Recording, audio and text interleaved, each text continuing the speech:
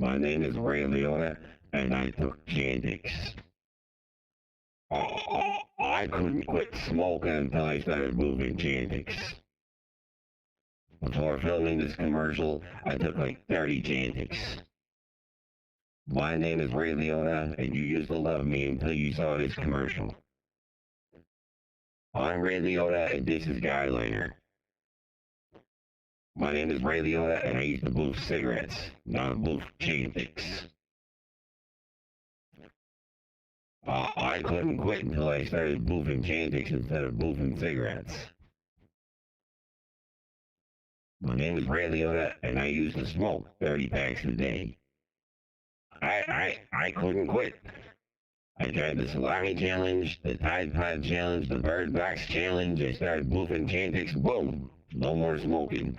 Now you hate my movies. My name is Ray Liotta, and I can't get a gig anymore. That's why I took this commercial. I don't even smoke. My name is Ray Liotta, and I took Chantix. I couldn't quit smoking until I started moving Chantix. Before filming this commercial, I took like 30 Chantix. My name is Ray Liotta, and you used to love me until you saw this commercial. I'm Ray Liotta, and this is Gear-Splaining. My name is Ray Liotta, and I used to boof cigarettes, not boof Chantix. I couldn't quit until I started boofing Chantix instead of boofing cigarettes. My name is Ray Liotta, and I used to smoke 30 packs a day. I couldn't quit. I tried the salami challenge, the Tide Pod challenge, the Bird Box challenge. I started boofing Chantix. Boom! No more smoking. Now you hate.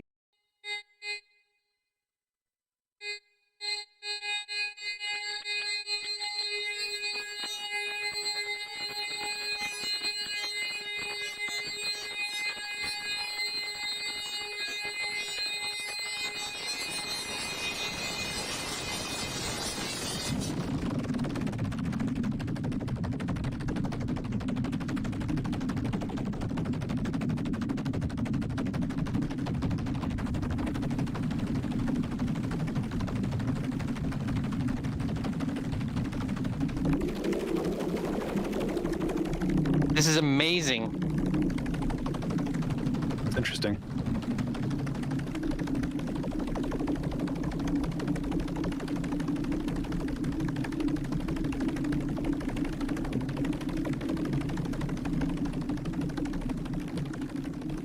The Ray Liotta thing, I forgot I'd done that. That's still, I think, my most watched video ever on Facebook.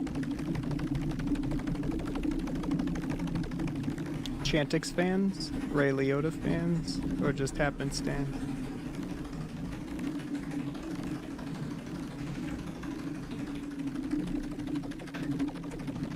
So, yeah, so I think it was just because that was like the zeitgeist of Ray Liotta ruining his career. So, you guys remember that commercial? You remember that commercial on that television commercial, or it was on YouTube a whole bunch? That's what pissed me off, because like for like 6 months straight, it was, my name is Ray Liotta, and I took Chantix. I used to be a tough guy in movies, but I wasn't tough enough to stop smoking. And I was like, Jesus Christ, Ray, you're kind of getting to me here. My, how the daytime straight-to-video and/or Lifetime stars have fallen. Yeah, he was awesome in Goodfellas. He was great. I loved him.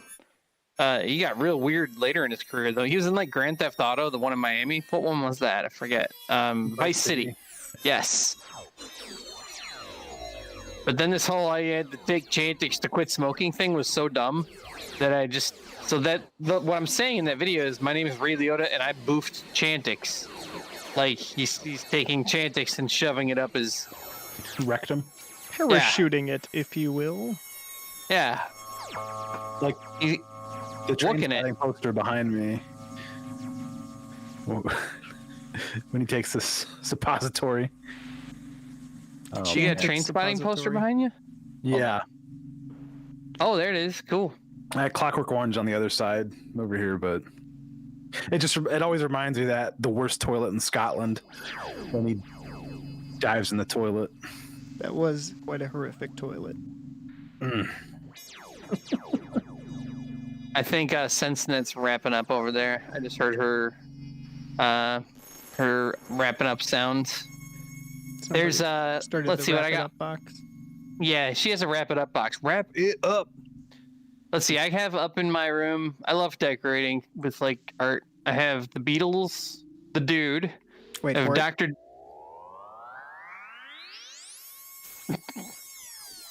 And Doctor Who. Doctor Doom, not Doctor Who. Boom. By the way, Doctor- wait for it. There's a Star Wars speeder coming right over the hill. All right. Getting a little Doppler shift, but it's on its way. Waiting. Taking a sweet Hey, John ass time. Haynes. How you doing? How you doing, John? Johnny Haynes. Oh, I see. He's just idling. Yep. Oh, he wants to race. Here he comes. Here comes the Star Wars speeder. Wambra, how you doing?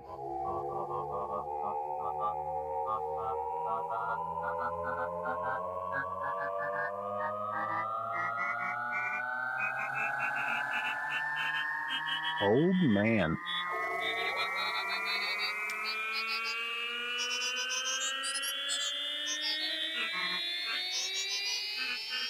Is he gonna shift? Or is it just like one big gear? There he goes. Damn, that was a hell of a gear. Anyway, Yeah. welcome everybody to Welcome all. Gear-Splaining 51. The boring. My name is Ray Liotta, and I smoke Chantix. did- Remix. How did you take the Chantix, Ray Liotta? I By what method? killed it. Sorry. Ah, that's all right. Spoiler alert. I should totally hook up one of my little baby controllers over here specifically for the show so that we can have moments like that and have Just like hit. audio just the on Foley. tap. Yeah. You definitely should. I think that would be awesome. Like you listen to like terrestrial radio, and occasionally they'll like say something that someone hit like a sound effect, or whoopee cushion or some shit. I can be your Kid Cudi to your Scott. What's his name? Wyland? I don't know who No, Kid what's Cudi his is. name? Scott Ackerman. That's right. Yeah, from Comedy Bang Bang. I definitely wouldn't be Reggie Watts. I'm the lesser of the two. So Kid Cudi it is. Right I like over Kid my head Cudi. on He's both pretty good. those. You don't know who Kid Cudi is? Dude, did it happen in the last 4 years? Yes, and is you it don't know who since? you don't know who Reggie Watts is? So if it happened in the last 4 years, but it's not synthesizers, then there's a decent chance I missed it. Both are synthesizers. Oh, well, Yeah. damn. I mean, they're people. They're not synthesizers, but you know, they use synthesizers. So should I learn who this Kid Cudi is then? I'm sure You you've should- heard his music. You've heard his music, yeah. Kid Cudi's more kind of what would you call that? What does he do? It's almost like a reimagining of like the stream of conscious rap, Yeah, exactly. Yeah. but it's kind of got that cool, like he wants to be like cool like Kanye West. Well, Yeah. he's from Chicago too, right? Because Kanye put him on. I don't know. That's a great question. I Let's think he's find from out. Chicago. So Kid Kanye Cudi. kind of took him under his wing. I saw a pretty funny meme the other day, and it said nobody, and then the next line was, "Bitch, I'm from Chicago." He's actually from Cleveland, Ohio, but So he's from Cleveland. close enough. Yeah, that's cool. And let's see, the It- genres that he represents, according to Wikipedia, are hip hop, neo psychedelia, alternative rock, alternative hip hop, and trip hop. Yeah, alternative hip hop, I guess, would be like the best, Yeah. all encompassing. I'd agree. Although some of his more crazy psychedelic experimental stuff is super cool, but he's more well known for kind of that alternative hip hop. I love the concept of neo psychedelia. How would I get more of this? This sounds good. Well, I'm glad you asked. Neo-psychedelia is a diverse genre of psychedelic music that originated in the 1970s as an outgrowth of the British post-punk scene. So we should ask our good buddy Brad about neo-psychedelia. I It's bet all- he knows something. It's also sometimes called acid punk. Whoa, whoa, whoa. That's right. There's something called acid punk and I'm unaware of it. And here is a sentence that I just find really funny and compelling at the same time. After post-punk, neo-psychedelia flourished into a more widespread and international movement of artists who applied their spirit of psychedelic rock to new sounds and techniques. But that's great. After post-punk, after post-anything is just fantastic. Neo-psychedelia. Yeah, and his You got- beatboxing for sure. And Reggie Watts is amazing. If you seriously, if you're not just playing a role and you really haven't taken the time to understand Reggie Watts and take him into your life and make him your personal savior of comedy, do so. He's amazing. Like both Okay. musically and comedically. I'll check it out as soon as I'm done with Tiger King. Because until I'm done with Joe Exotic, there's nothing else that's happening in my life. Because he's amazing and I want to know everything else. In fact, I'm pretty sure when Gear-Splaining is over, I'm going to be up for another 4 hours finishing that show. I might just roll off the couch and go to work tomorrow because that's just what's going I on. wonder if anybody can see this. Let me try really quick. Well, after the Sense things that with the spray across- raid. What up? Oh yeah. So I ordered some glasses recently because I realized I was not going to be able to get in to see an eye doctor about contacts easily and without much consternation because the world has a plague. So I ordered Gold some. plague. Yeah, I didn't have a prescription, but I do have a prescription for eyeglasses. So I ordered some eyeglasses, and the company that I ordered them from, also for some reason sent a 405 purple laser. Really? That's a Yeah. weird combination. Yeah, with a little card inside that said, "Hey, so the coating that you ordered on your lenses blocks blue light and UV light. Take this laser, which is very close to UV, and try it out and see how well it reflects." Why not? With the Okay. glasses on directly we into your go. eye. Let's see what I can do here. I'm gonna try to pop this up. So they're actually recommending that you like shove a laser in your eye. All right. One way to get out of. Hold on. LASIK? Out of LASIK?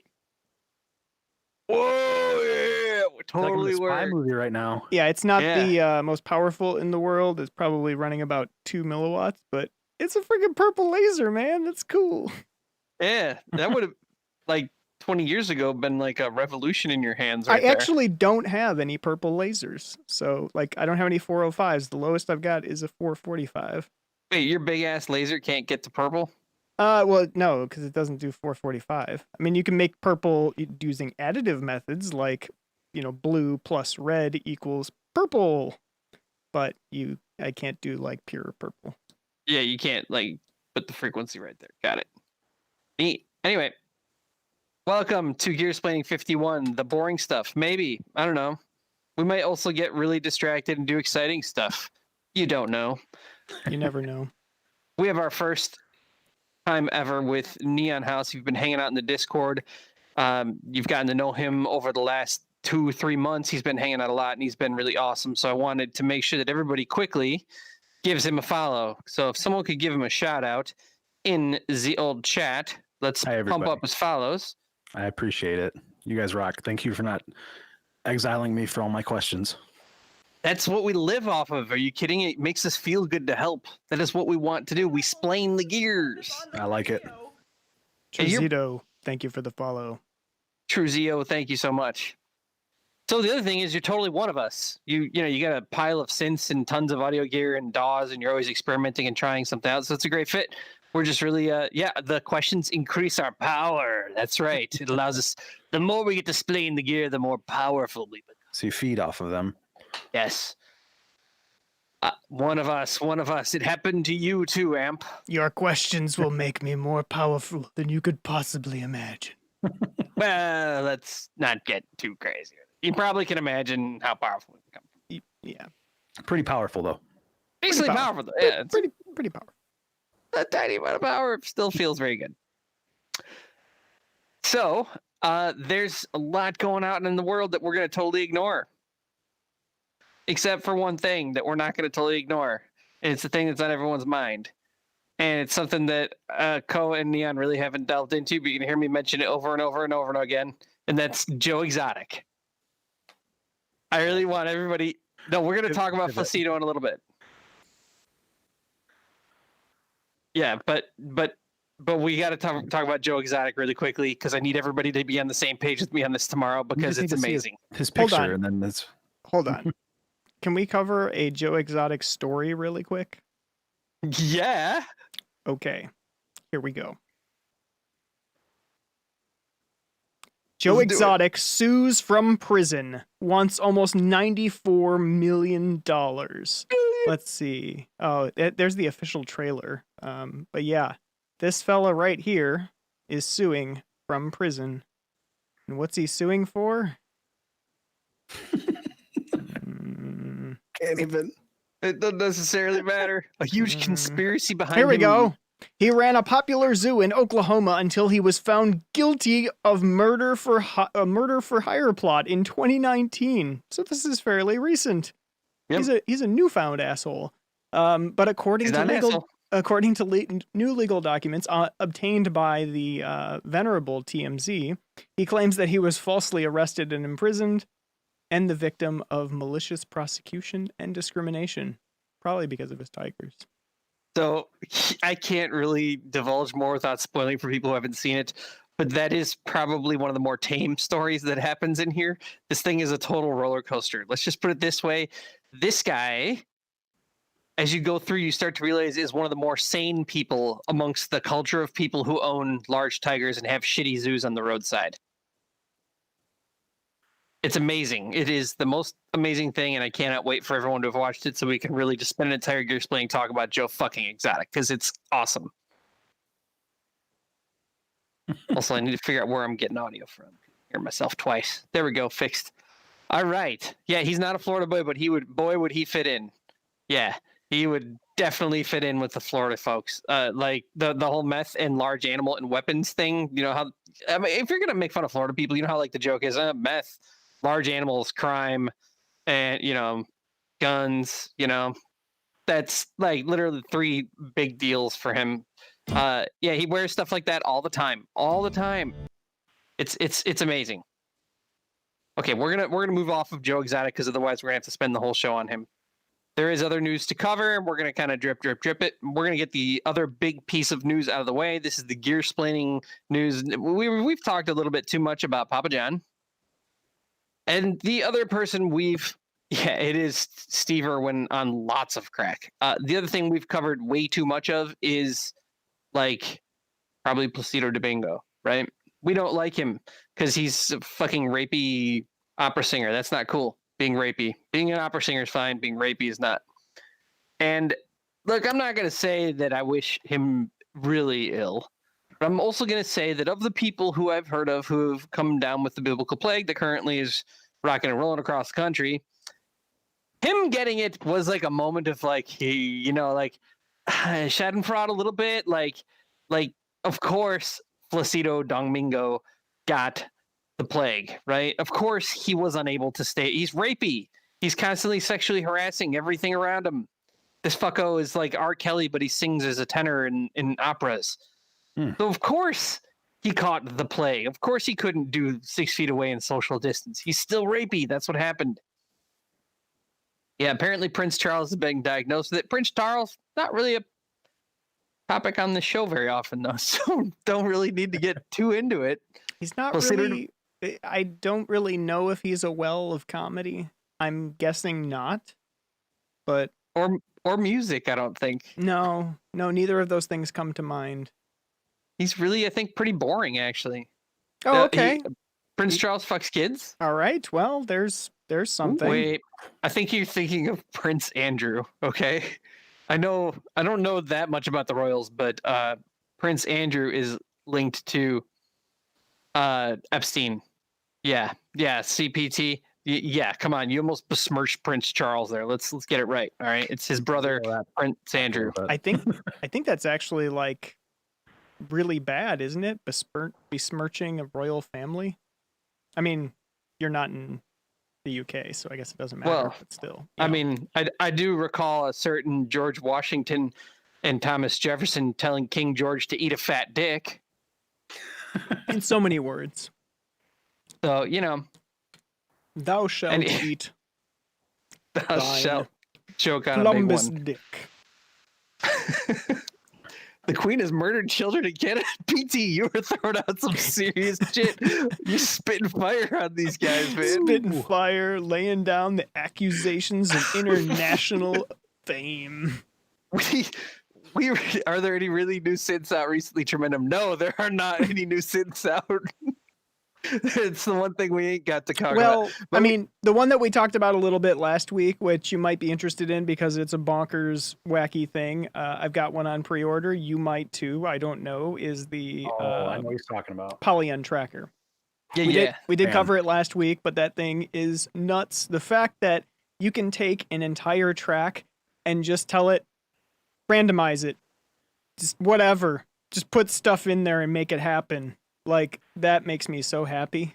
Like, I mean, the price point for a granular sequencer, I mean, is the granular synth at all hardware? granular Yeah. is a little bit of a stretch. Like, they call it granular. Yeah. I call it Digitact looping. In fact, the Digitact has a leg up on it because you can take the playhead in the Digitact and map it to an LFO that's on like a sample and hold or a random, and then you actually have kind of single single Yeah. slice granular. But then if you take the same sample and do it multiple times, or take some of your extra LFOs and do that with like the endpoint or something, yeah, you can get straight up granular. This thing, it's kind of a faux granular. I'm not complaining though. It's still gonna Yeah. be fun as hell. yeah. I mean, I think if you really want a granular experience, you're probably not going for this. You No. probably need to get the tasty chips. That thing. Mm. Yeah, that's the granular hardware experience. Yeah. Granular is Everything hard to locked do into in that. hardware. Yeah, everything in that price No. point though is just $600.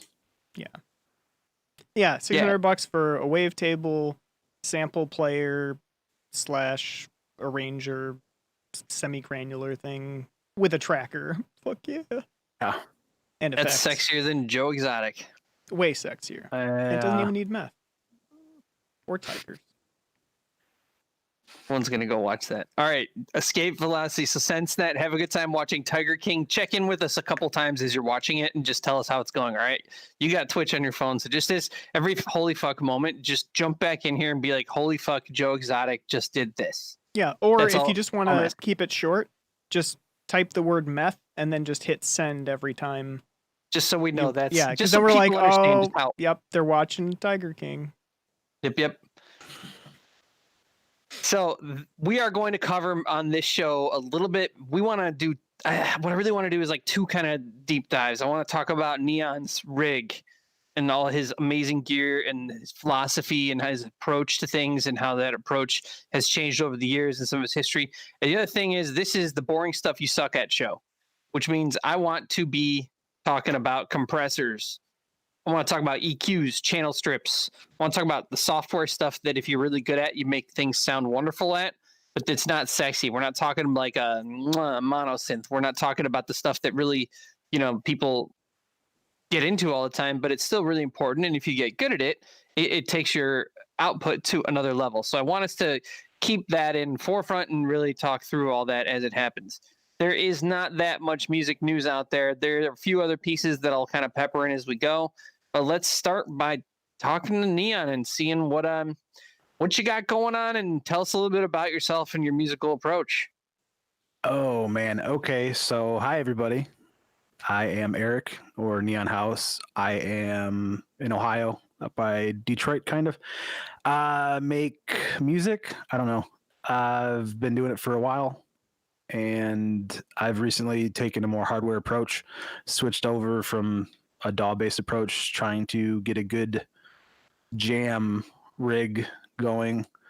I mean, really into just like industrial techno. I grew up listening to like the Prodigy and Chemical Brothers and like the Big Beat and stuff like that. So, and then when I first heard Apex Twin, Come to Daddy Pappy remix. It was all downhill from there.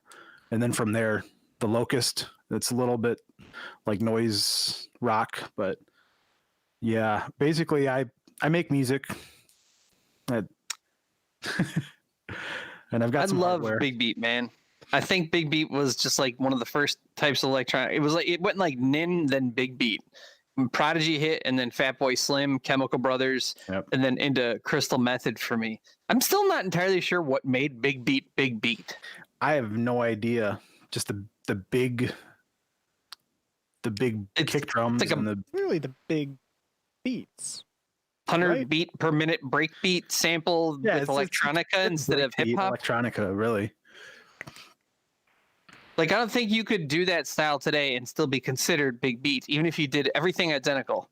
Yeah, I think it'd be like lo-fi left field, or I don't know. I can't keep up with the genres anymore. yeah, the genres are pretty tough to keep up with. But I think that one's locked in. That's like a era that hit. Yeah. I love those guys. Of those guys, my favorite was definitely the Chemical Brothers. I thought that they were the ones that were most exciting, and listening to what they were doing was always a pretty big eye opener. So that was important for me too. So when did you make the switch to hardware? Not the switch, but when did you pivot a good bit of what you're doing? So I was pretty much all in the box up until 3.5 years ago. My first major hardware purchases, and I know I'm going to get chastised for this. My first hardware purchases were the Rev 2, the Moog Voyager, and like in some Audient ASP 800, so I could interface it all in. I went all in right up front. I don't know. If anybody's gonna chastise you for that. Those are Well, like two amazing synthesizers. People are gonna question, I guess. I was gonna get the Axis Virus TI2, but then I waited for the Rev 2 to come out. I don't know. I'm not a big fan of the Curtis, but yeah, about 3 years ago, right when the Rev 2 came out, basically, and the Octatrack was the first. I've had the Octatrack Mark II since it came out. So right around then, I think that's November 2017. I had a couple things. I played bass and guitar and drums, so I had a couple things. Sometimes I would throw down an actual bass line in a song or something like that. But I was doing progressive house before, literally just eighths, plucks, and I thought I was going to be Deadmau5. The Deadmau5 pluck. You ever seen that video of him explaining his pluck, and he's like really like, this is a Deadmau5 pluck, and he's like, it's just a saw. And then Steve Duda is sitting next to him. He's like, no, it's not just a saw, man. It has a filter on it, and look, you put an envelope on it, and here's some compression. No, you literally just grab your mouse and then you drink a fifth of vodka and you fall over, and then that makes the pluck. It's super easy and anyone could do it. And fuck electronic music.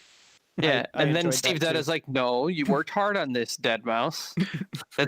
There's an entire video out like Pat him that. on the head, like, here, have a. There's nothing quite like Deadmau5 like making fun of himself, because like the things that people like critique him for when he like shows off in his videos that he's doing them, like he's like, oh, the kick on here is just a Vengeance kick drum. Here's the Vengeance kick drum. Oh my god, like I'm using a stupid fucking Vengeance kick drum, and it's like, okay.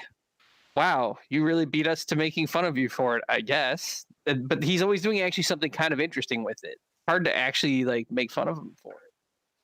He's all like right, the so Britney Spears of it, though. So he's very popular, very popular. I got a decent amount of respect for the guy, even though I never quite got as into his music. He is very much similar to the mentality of, I think, a lot of people in my circles, and his approach and how he works on it, and he was wildly successful too with it. He's a gear slut too, so total gear slut. I just don't think that he was like, there's some folks like Aoki who you feel are like a lot more of a sellout, and they really were aiming, focused more on the marketing, whereas it almost felt like Deadmau5 ended up popular because he broke the ground himself, and maybe because his skills, and it wasn't because he was aiming for a popular sound necessarily. It was kind of a side effect. So Rev 2 and Voyager, I don't think anyone on the planet who likes synthesizers are going to criticize you for the first purchase. So if you started 3 years ago and your first synths were something to be made fun of for, what would they be? Let's go to chat. What's an embarrassing first synth to have? What would you think is something embarrassing to have bought first as your first synth? Or Because it's definitely not like, dude, the Voyager, man. People like aspire to. You've got the big and dude. You don't even just have the Voyager. You have that's the Voyager XL, right? Yeah, with nothing to patch it with. Oh Other well, than itself, you can do some cool stuff with it. yeah. Let's see, And I do have the Maz's duck down now. MC303 and Korg R3. Mine was the Electribe Tribe EA and ER1. I wanted that so much as a kid. Yep. Well, as a teen, I guess. I don't know. Oh, older kid. I bought them and then I It's like Well, the red I and blue sold one, them. right? yeah, it's the red and the blue one. Scott actually gave me the blue one back, so I have it sitting right there, and it's cool because it's like, hey, this is my first synth, and I got it back. Hmm. But it's not like a great first synth. I don't know that I would say that, John. I think there could be an embarrassing first synth. I'm just not sure what it is. Let's see what could be an embarrassing first. But we're gonna come around to that. If you guys think, I mean, I'm just trying to avoid like saying Tomcat or Timberwolf. So, hey, Earths, how you doing today? All right, so you started jamming more on hardware. Are you able to jam 100% on hardware?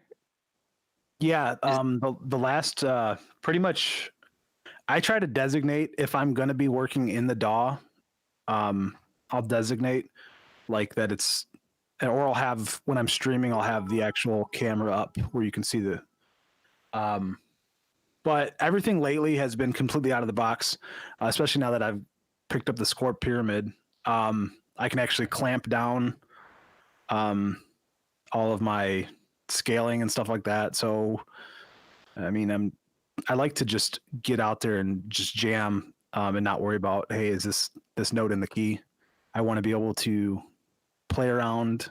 I have a general idea, but having the ability to make everything scaled in without having to plug into the computer is fabulous. Yeah. Yeah, scaling is really important, especially if you come from a musical background that is not playing piano.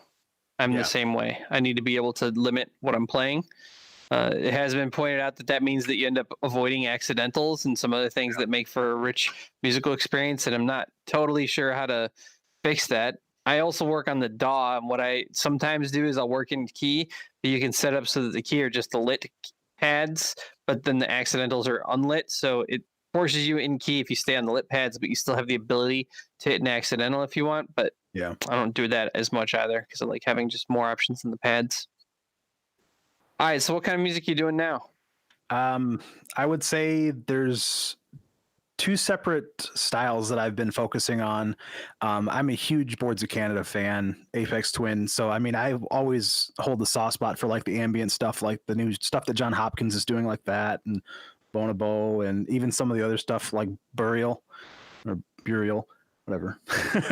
But so I do Burial. I don't know. I can't. It's one of those words that if you think about it too much, it becomes impossible to say. Yeah. So it's mostly techno, maybe even minimal.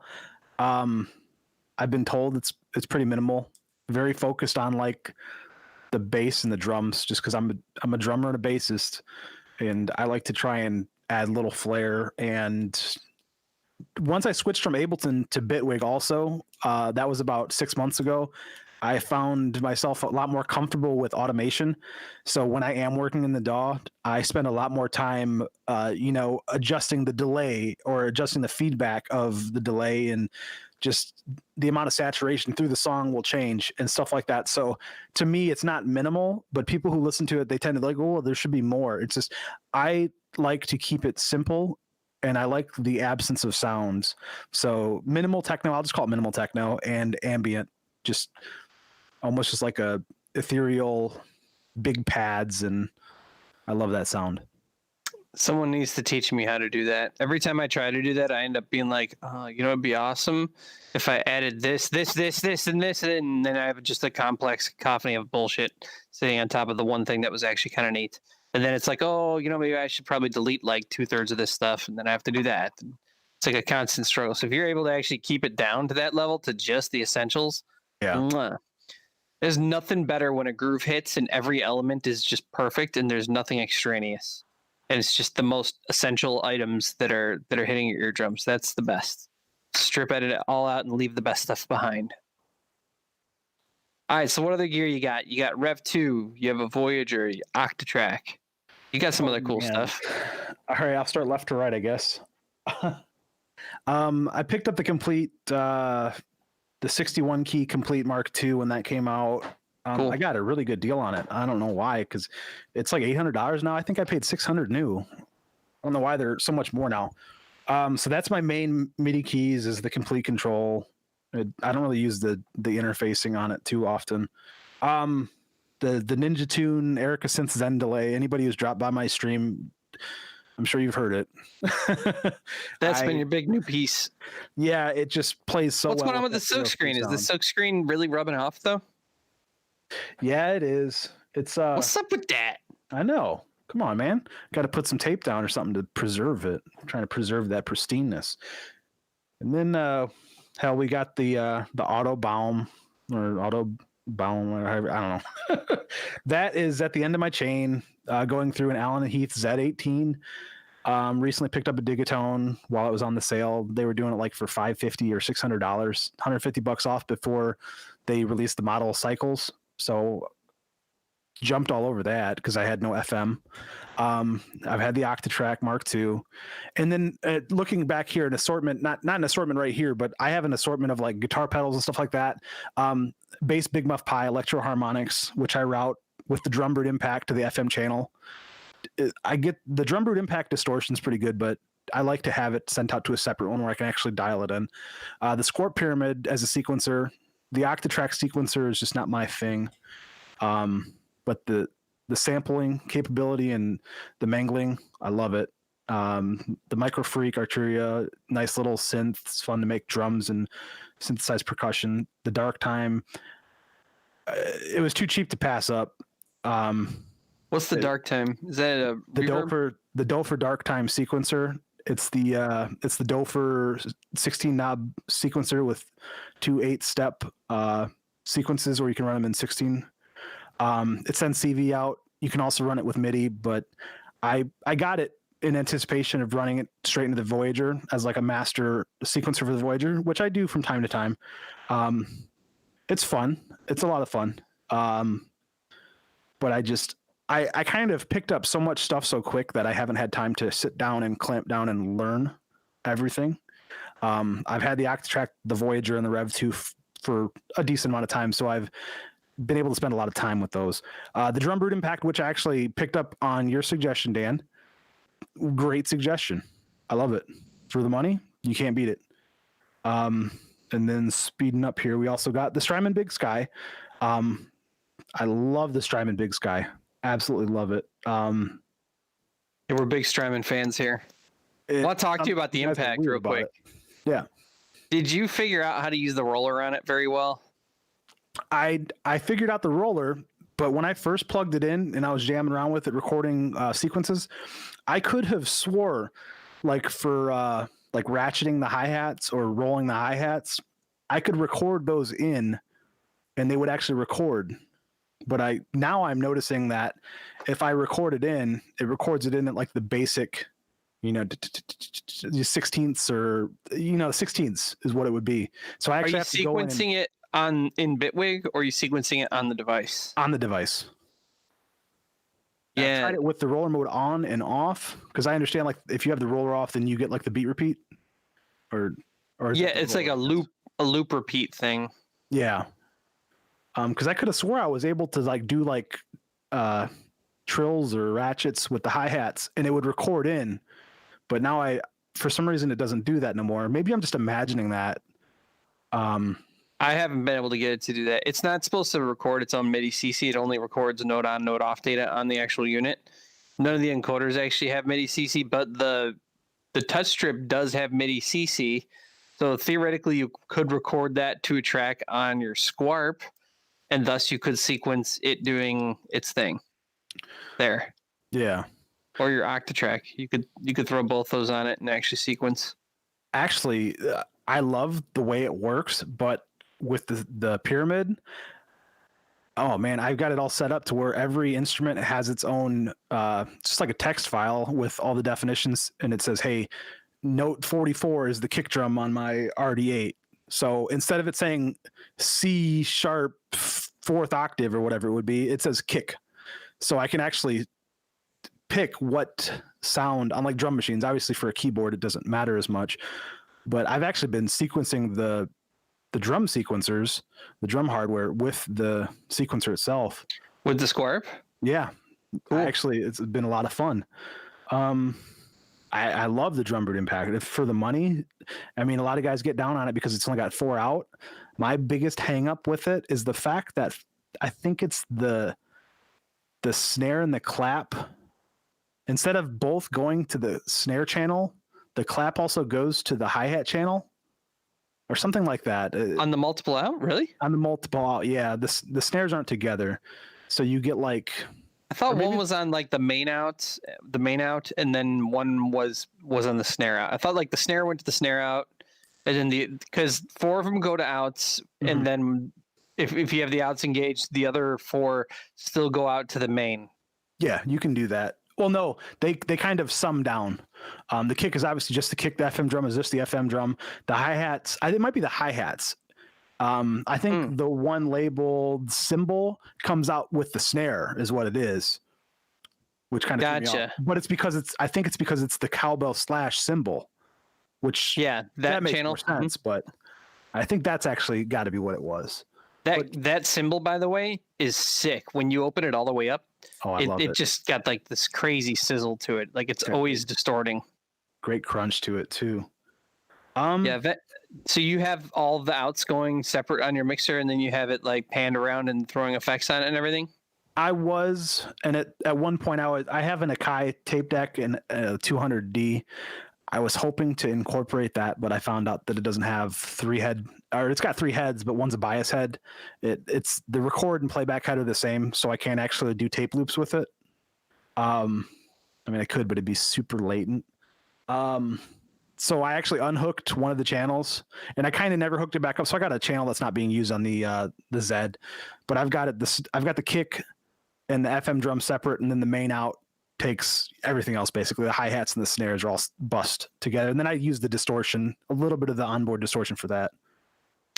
I like the onboard distortion on it. I do have to usually dial the main volume down if I'm going to engage it, because it can get pretty unwieldy though. Oh yeah, even through a compressor. You're ahead of me on that. So right now I'm running just the output mono into a mono input on TR8S. But what I plan on doing is eventually submixing it. I'm going to get just like a small Eurorack mixer that does stereo, and I'll get a couple effects into the Eurorack, and I'll patch it in there, and I'll take the outs of that, and I'll actually throw those into TR8S. That way I keep it all on one channel. But that I just got to get a little bit more stereo separation, and I want to put like some verb on like the clap and the hats without affecting the kick, you know? It's definitely nice to do that. And I find myself doing that where I will have a drum sequence on the RD8, nothing but not the kick. And then I'll use the kick from the drum brute, which I send to the Big Sky. So, you know, because obviously I don't have enough channels on my board to send out everything on the RD8 to separate. You know, maybe I could bring the kick out, but I mean, I don't want to reverb an 808 kick. Yeah, you almost need to get it its own board if you want to do that, or you end up having to get like one of those gigantic mixing desks that like live bands and churches used to use. I picked up one from a coworker actually, Yamaha MG24 14FX. Hey, nice. It needs to be cleaned. The pots are a little dirty and the faders are a little scratchy, but I think I got it for like $20 or $40. Oh. But it's too big. It's way too big for me to, and it looks like it's been dropped right by the power supply, so it's kind of bulged out back there, but it powers up, and it seemed like all the channels worked fine. That drop adds the flavor, man. It does. Yeah. Where's that drop? So yeah, those, I have a friend, some of you may have met him, Eric. So Skylab, he came to NobCon and he hung out with us there. Which, if it happens, I hope you come. I doubt that it happens at this point. Yeah, it's a but whole thing right there. But that said, he came to NobCon with us last year. He bought off of a church like a 90 input mixer, and he lives in like an apartment in Chicago. And so the room where his studio is at is like half the size of mine, and half of that is mixer. It's just absolutely nuts having. You need 3 guys working the mixer the entire time. Yeah, it's crazy. And he has it set up once and he never touches it. Everything else he just does on the actual gear. So Yeah. mutes and any other kind of mixes. So in other words, everything is always potentially firing through. The interesting way of going about it. Yeah. When you're one person, you can only do so much. Yep. Well, you just keep on finding ways to do more. You automate. That's how you do it. The one person I know who hangs out here who needs more hands for real is going to be Rick Dawson, because what he's planning on doing is going to require a big stretch, because he's planning on working the Euro, working the desktop stuff, and DJing at the same time. So when he gets it all off the ground, he's going to be moving around nonstop. It's going to be awesome. Put him on roller skates. Yep. Gotta would get be- cardio. Yeah. Yeah, he's going to be the only synth jam person who, when he's done, is like, Yeah. like sweating, you know? All right, let's jump into some quick music news, because there has been a few pieces of music news. We have one shining light that has gone out this week. Bill Rieflin, the drummer for Ministry, REM, King Crimson, and 9 Inch Nails at times, has passed on. He died of cancer, not something else that is currently out there. So rest in peace, Bill Rieflin. Obviously, he wasn't like, a household name. He did the work, and he was a really awesome drummer. He really established himself working with Ministry, with Al Jorgensen. So there's a good number of people out here who knew him from that. Yeah, rest in peace. Anybody who has that on their resume has really done their stuff. I mean, you don't play with REM, King Crimson, and 9 Inch Nails without having been a consummate pro. He's been on many albums. So it's a sad thing to see him go. So rest Unless in you've peace. played with them all for half a show each. In If which you did case, that, you might not be that impressive. suspect. You might just know people, but you actually suck. But that's not the case here. King Crimson, REM, and Ministry. That's just... It's a hell of a... And Nin. He played... it was less of an impact with Nin, but he did do some recording with Nin. He played a bunch of shows with Nin. And our next rest in peace is, as John Haynes brought up, the Gambler, Kenny Rogers. And I think I forgot to give you a link on this, but that's all right. I don't think anybody needs an introduction to Kenny Rogers. He had tons of Grammys. I think he sold like 21 million albums or 100 million albums, just tons of stuff. He was one of country music's old school superstars. He had tons of made-for-TV movies that he was also a star in. But really, what most people are going to remember him for was he was the Gambler. Rest in peace, Kenny Rogers. Now, I did see one joke this week, and I probably going to get torched for saying this. No, Maz beat me to it. Thank you, Maz, for taking the heat off me. So Kenny Rogers dying right when the outbreak happens is the most know when to fold him shit ever. That's the truth. You gotta know when to hold him. You gotta know when to fold him. You gotta know when to walk away. Know when to run. I have it on vinyl somewhere in one of these crates. And that's not like actually impressive. Literally anybody who has a collection of vinyl, even if you're the most hip hoppinest motherfucker and you don't collect anything outside of genre, this is probably sitting in the back of your crate somewhere. Not it. I don't Except think I for got it. Co. Okay, everything I just said is a lie. I guess it's like someone who's like, yeah, man, I have Thriller. Like, wow, you have the biggest selling piece of vinyl of all time. Yeah, I mean, there's definitely some of those, and I'm sure this one probably fits into that category. But for me, I would probably put like 2001: Space Odyssey soundtrack. That kind of belongs in everybody's vinyl collection, because you never know when you have to do the monolith open. Okay, I'm with you there, and I probably wish I had that actually. The Gambler is cool to have on vinyl because the art is like him on the cover, like he's like rolling the dice, like he's you're about to gamble, and he's like, yeah, it's cool. I don't know. It's back when vinyl was vinyl, and it was It was some boss shit. John Haynes doesn't have any of those three. All right, where's Mew now? Someone bag me up on this. That the Gambler is cool to have on vinyl. Fine. I hate you guys. Rest in peace, Kenny Rogers. Those are the only two music deaths that I know of this week. If I missed anybody, let me know.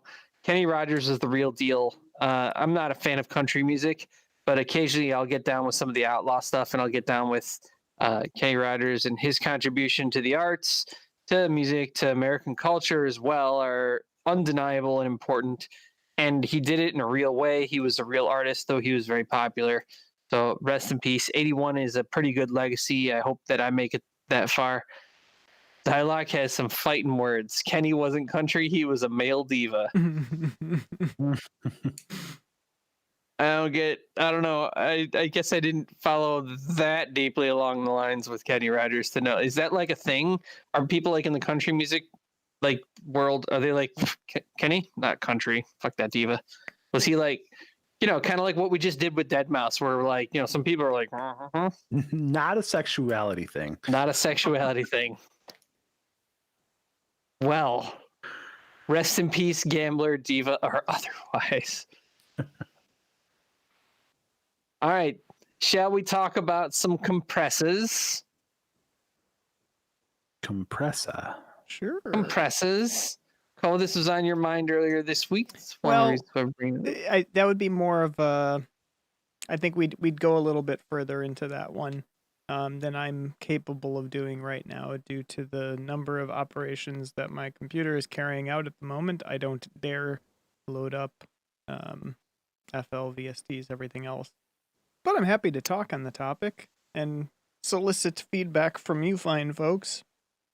Let's talk on the topic. Yeah, and if we need to just do screenshots, we can. We don't need to actually break out. I mean, if you're mixing or you're producing or any of that, you kind of have a couple of go-to tools, right? Especially those of us that work in the box. Hell, even if you work outside the box, you've got your go-to tools, the thing that you use to massage things into place, things that, you take that raw signal and you do something with it. And those are, really, you've got filters, which is usually going to be built into your EQs, and compressors. Outside of that, sure, you have a whole wealth of tools, and we can talk about which ones are your favorites, etc. But those are kind of the ones. Those are the things that are taking care of all the heavy lifting in most cases. And if not, maybe you messed up, or you're still working on sound design. So anyway, if we want to talk about compressors, maybe some of our favorites, or actually any of the plugins, we could probably start with EQ, because EQ I think is really interesting. You've kind of got your kind of standard bread and butter EQs, like your daily tooling EQs, and then you've also got EQs that add some color. And to just give an example and to get the conversation started, so like FabFilter Pro Q 1, 2, 3, whichever you're using, doesn't matter. That thing is freaking fantastic. Totally visual experience, but still very, it has the technical chops and can get things done with precision. And I'll use it most everywhere. Places where I won't use it, the master bus or my mix bus. It just doesn't belong there in my opinion. It's more of my kind of corrective or shaping EQ. And when I get down to the mix bus, and that's really just kind of massaging the output, if at all necessary, or maybe during mastering. And for that, I personally like BX Digital V3, V2, whichever one it is. That one. And I like it because that one is very not visual. It gives you some knobs where you can dial in a specific frequency that you want to attack. You can dial in the Q, and then you add or subtract. And then outside of that, it's basically just adjusting curves to keep things, all properly phase aligned and all that. And that's kind of it. Oh, and then centering things to mono. So you can just say like, hey, everything under 100 hertz, just make that mono. And you can kind of slide that up or down as necessary. If you want to suck up a bunch of the track, go for it. If you just want to get, the kick and the sub bass, you can do that. And it does it in a very elegant way. And then on top of that, because you've split your stereo, kind of your side signal and your mid signal, now you can go ahead and widen out your side signal with impunity, which is nice. Gives you a nice, thick, wide sound. But then you have more. Impunity. Then you got more like your coloring EQs, and the one that I'll throw out there, Sound Toys CQ. Super simple. It's got an adjustment for the low. It's got a little parametric assignment for the mid, and then a gain or reduction for the mid, and then it's got an adjustment for the high. You don't select the frequencies on the low and the high. You just add or subtract. And in the center, you do pick a center frequency, and you add or subtract from there. That's it. There's 4 controls on the thing, and you're done. And it is one of the most gorgeous sounding EQs ever. If you ever have a sound where you're just like, it's almost there, but it just needs a little, I don't know, it just needs a little something. Throw CQ on there. Whatever it needed a little top end of some sort, but I can't quite put my finger on it. Just turn the knob up. Yep, that was it. Okay. Thank you. Thank you, Sound Toys. You guys fucking rule. So those are kind of my main 3, I'd say. And then I also do use the, of all things, the, what the hell is that? The Focusrite red EQ. And specifically, I'll use that for the filters. Just it has a low pass and a high pass filter on it. They work extraordinarily well. They don't fuck with the sound too much, or mess up the phase. And yeah, it's easy. You just load it up and kind of turn the knob. Oh, I'm good. All right, move on. Anyway, EQs. This is an area that I'm still developing what I like to do regarding EQs. I'm just not there. I don't have it figured out entirely. And it works like this.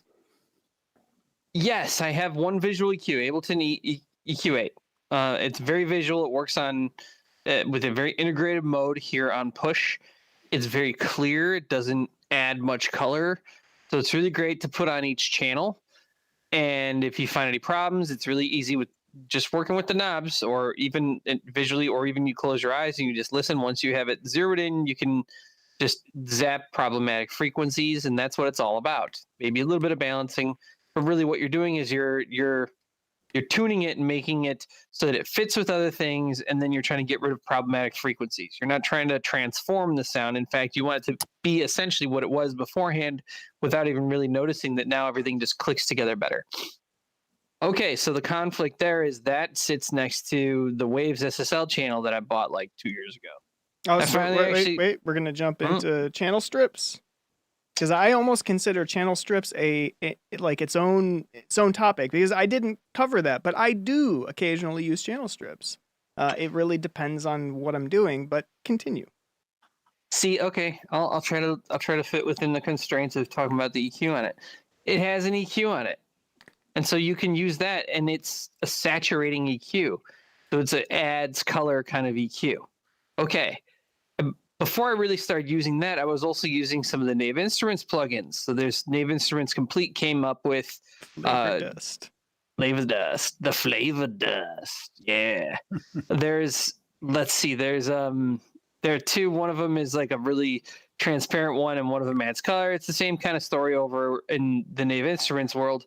And what was most useful there was they had one that like was an EQ. It was like a 3-band EQ, but it also allowed you to roll off the high shelf or the low shelf. And I used to just like take that and pop it on every single one, and then pick up the low shelf, except for on my kick and my bass. And even sometimes I've taken on the kick just to get rid of the lowest dirt possible. Mm-hmm. That's all that dirt cool. You can't hear, but still flexes speakers. Yep, exactly. Sucks Clean up it up. room. But there's a really good version of that on the Waves SSL. So now I'm a little bit stuck on if I use the Wave SSL for that, or if I use the Nave Instruments version. I think the Nave Instruments version is a little cleaner. I think that's a job that you want clean for. But then since I'm... My rule is always this. I always choose the fastest and most capable tool. And there's a competing element there. It's like, if something's ultra fast, but it's not super capable, that might not be the one that I reach for. But, if something's super capable, but it's not real fast, that's probably not going to do either, unless it's for like, my mix bus or master bus. But striking that balance is good. And that's where, something like Pro Q just works really well for me. Or actually EQ8 reminds me a ton of Pro Q, just the way that it's set up and the way it handles everything. And yeah, it's fast and it's capable. And so it's just like, yeah, that's the one that I'll reach for most of the time. When you come to channel strips, it's almost, there's a little bit of a time investment there, but you get back in return a lot of tools all kind of condensed together that make sense together. So when you're really massaging a sound, like you've got a raw, straight up recorded signal from a guitar or from a vocal or anything like that, sure, throw the channel strip on there, massage that thing into place, maybe, you know, engage the compressor a little bit or whatever it makes sense, or maybe the gate, do your filtering there, get it all done kind of in one step and have one go-to in case it changes. You know, further down in the mix, you realize, you know what, this isn't fitting quite right. I need to make some adjustments. Now you got a one-stop shop to do all that when you had a lot to do. But if it's just, you know, hey, I need to put a high pass on this, or hey, I need to correct for this one funky harmonic that's sticking out and making a bunch of horrible noise, I'm going to pick something faster. EQ8 probably, something to that effect. I think I agree with that philosophically. I just haven't yet practiced it into my workflow. I was on hardware for like 2 years without even touching Ableton, even though I bought the upgrade. So I'm still kind of finding my sea legs in that area. I think that's essentially right. And so what I'm trying to do is I'm trying to save instrument racks so I can bring them in and then they go. Neon, what are you using on Bitwig and EQ plugins, and what's your general approach there? So EQ plugins, obviously, also a lot of the Pro Q3. They run a great sale if you were ever a student, man. I mean, I strongly advise shooting them an email. They did a 50% off coupon for the entire bundle. Wow. Great, $450. You get everything if you're a student or you have been a student. So real quick, that might sound like a high price to somebody who might not be familiar with FabFilter, but trust, it's worth every freaking penny. It is. Their tools are just extraordinarily well built. They're very easy to use. They're very fast, and they do what they say on the tin. Yeah, and you can really get deep in with them too. It's easy in, and you can dive deep too if you really want to. That's pretty much my go-to. I'm not a big fan of the Bitwig EQ, stock EQ. It's very similar to the EQ8 in Ableton. For less subtle things, or for less like sculpting and specific function, I like to use stuff like the Dangerous BAX. It kind of has a little flavor to it. I recently picked up the Chandler Limited Curve Bender, the soft tube. Mm-hmm. I want to tinker around more with that. I've played with it a little bit, but more or less for like a mastering, like a final at the end of the chain. But before I picked that up, I was using the Air EQ from Slate Digital, but I've never really been a big fan of that. But it's one of those. It's simple. It's pretty easy to dial in, and it never really sounds bad. But I always think it could sound a little better. Yeah, as far I'm a very recent convert to having, what you might consider like a bus EQ, like a mastering EQ, anything like that. I always kind of thought like, well, what the hell are you doing with an EQ on there anyway? And you're just going to do a little correction or whatever. No, I was wrong. I was very, very wrong. Having a capable, master bus EQ it changes things a lot. It even changed the way that I mixed, because now when I'm mixing, I don't worry so much about kind of what belongs in mastering. I worry about getting everything right. Like getting everything technically right and getting everything sounding good and coming up at the end of my bus sitting at like -8 and going like, oh, I need to probably add a little bit there, but yeah, I'll take care of it in mastering. Like, it just comes out so clean because I know that any kind of stank that needs to be on there, I'll get to it. Like the sparkle, the polish, the stank, the beef in the bottom end, like we'll get there. Don't worry about it. Whereas before I was really trying to achieve that prior and then ending up just fucking it up in mastering. So when you put EQ on the master out, are you using the same? Are you going for the saturation, or are you trying to get a real clean adjustment done right there? Depends. So if you're talking about mix bus, I almost never will put an EQ on the master bus. If there's anything there, it'll just be like that, that kind of housekeeping high pass. Just hey, there's a little bit of rumble still in the scope there. Let's just carve that out. But that's it. Like I'll leave it alone. But when it comes to master, that's a different story. I like that, the master bus. I mean, if you guys are okay with it, talking about that a little bit. You mentioned about like the low pass or the high pass. Actually, it's something that's really good to do is set up in your projects, either in an instrument rack or what have you. I set up a utility chain in Bitwig with a mix check. I've got a low pass and a high pass. I've got a negative 12 dB and I've got a mono where I can sum to mono. And then I've mapped those all to keyboard commands on my keyboard. So at any time I can low pass it. I got it set to 275 at probably a 6 or 12 dB slope, and then vice versa, going the other way with the high pass. And it's so nice. And that's the first thing in my master chain that'll always go with every project. It's baked in. And then the Oxford inflator by Sonics, it's always set to 0%, but working, I know we kind of talked about it a little bit. The Sonar works. It's got that safe headroom. The Sonics I use to bring up the input a little bit, but when it comes to mastering, I don't really mess with it unless just a little bit of it just kind of glues everything together. Yeah, and for me, I've got two. I work in FL Studio, so we use a thing called Patcher to do kind of our instrument racks. And same thing, it can also be mapped to a control surface.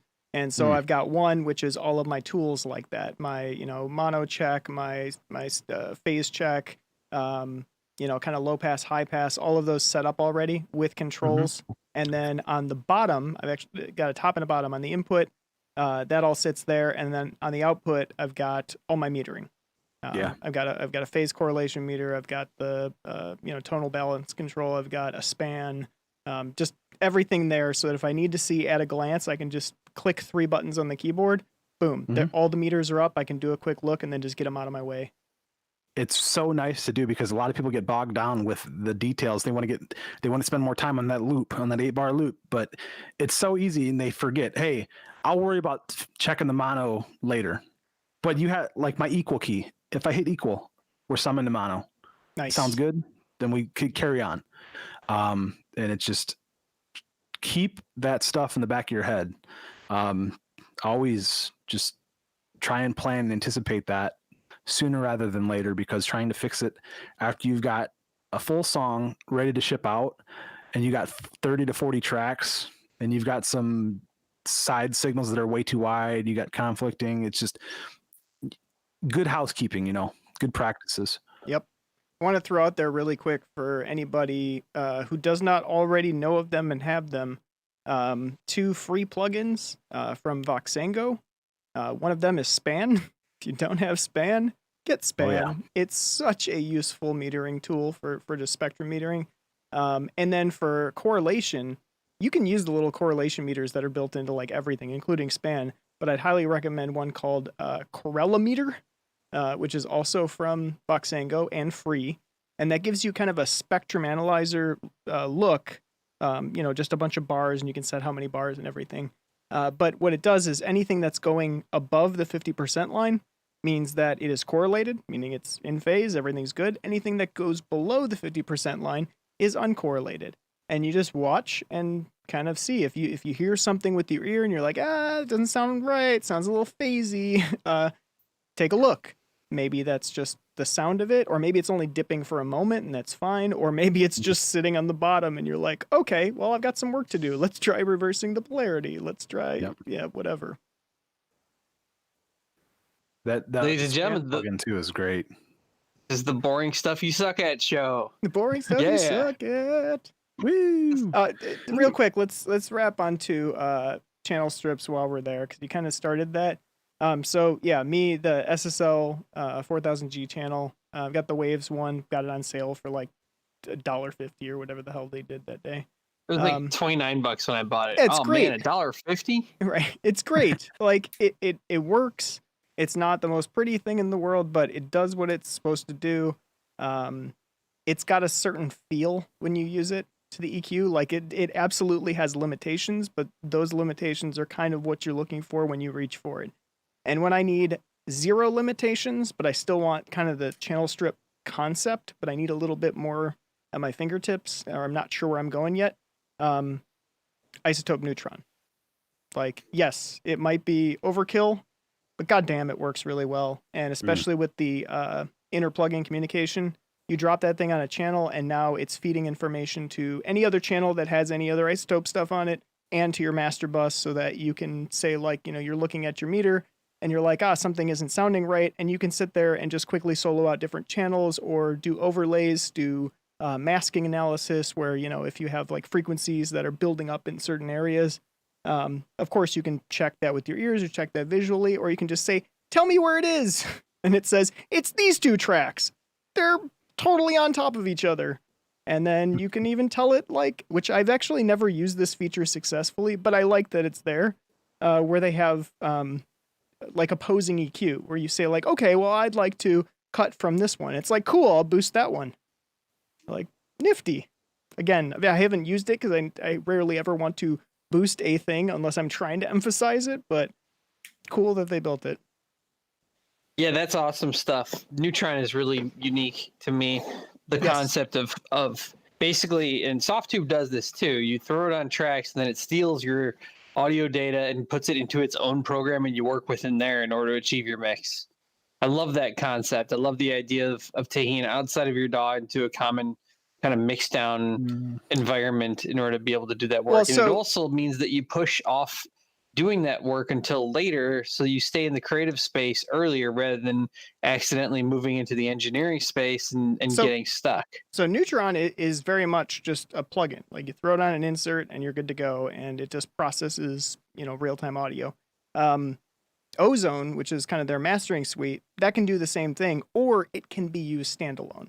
Where, yes, if you just wanted to master in Ozone, which that sounds terrifying to me, but I get it, and I like the concept of it. Like, step outside of your DAW and just focus on this work, because this work isn't DAW, this work is polish and finish.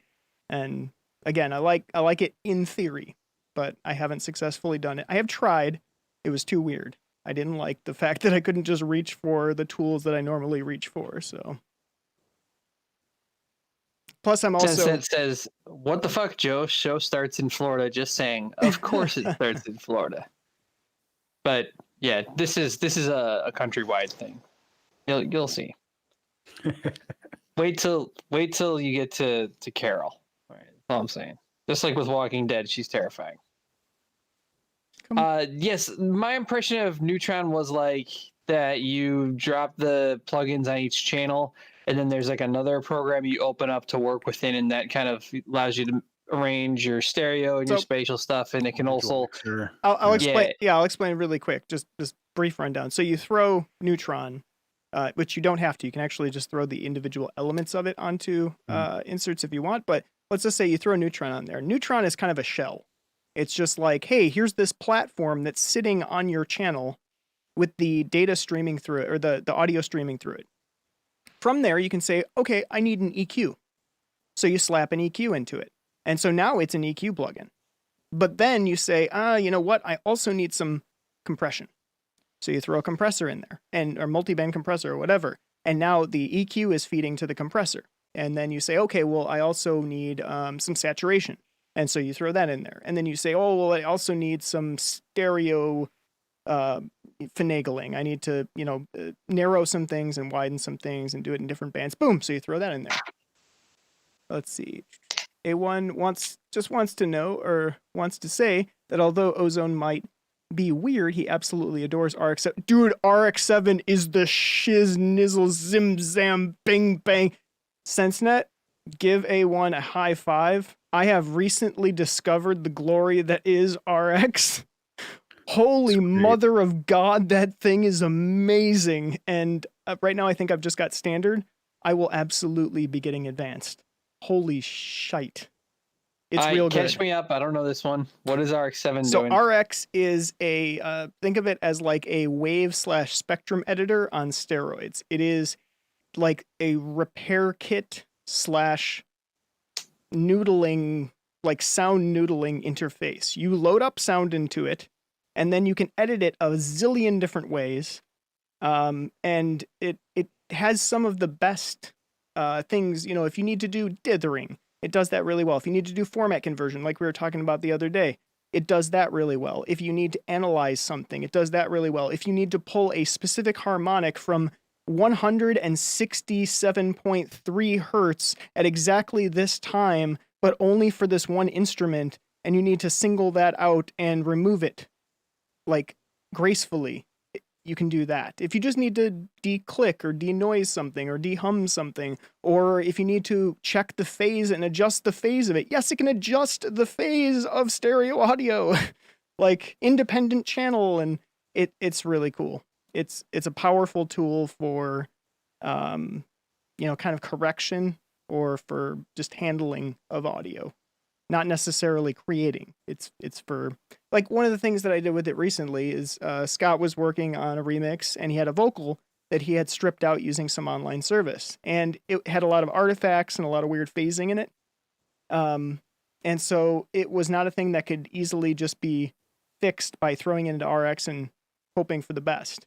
And so you pull up the spectrum, which is like a kind of a two-dimensional view of the different frequencies and their intensity.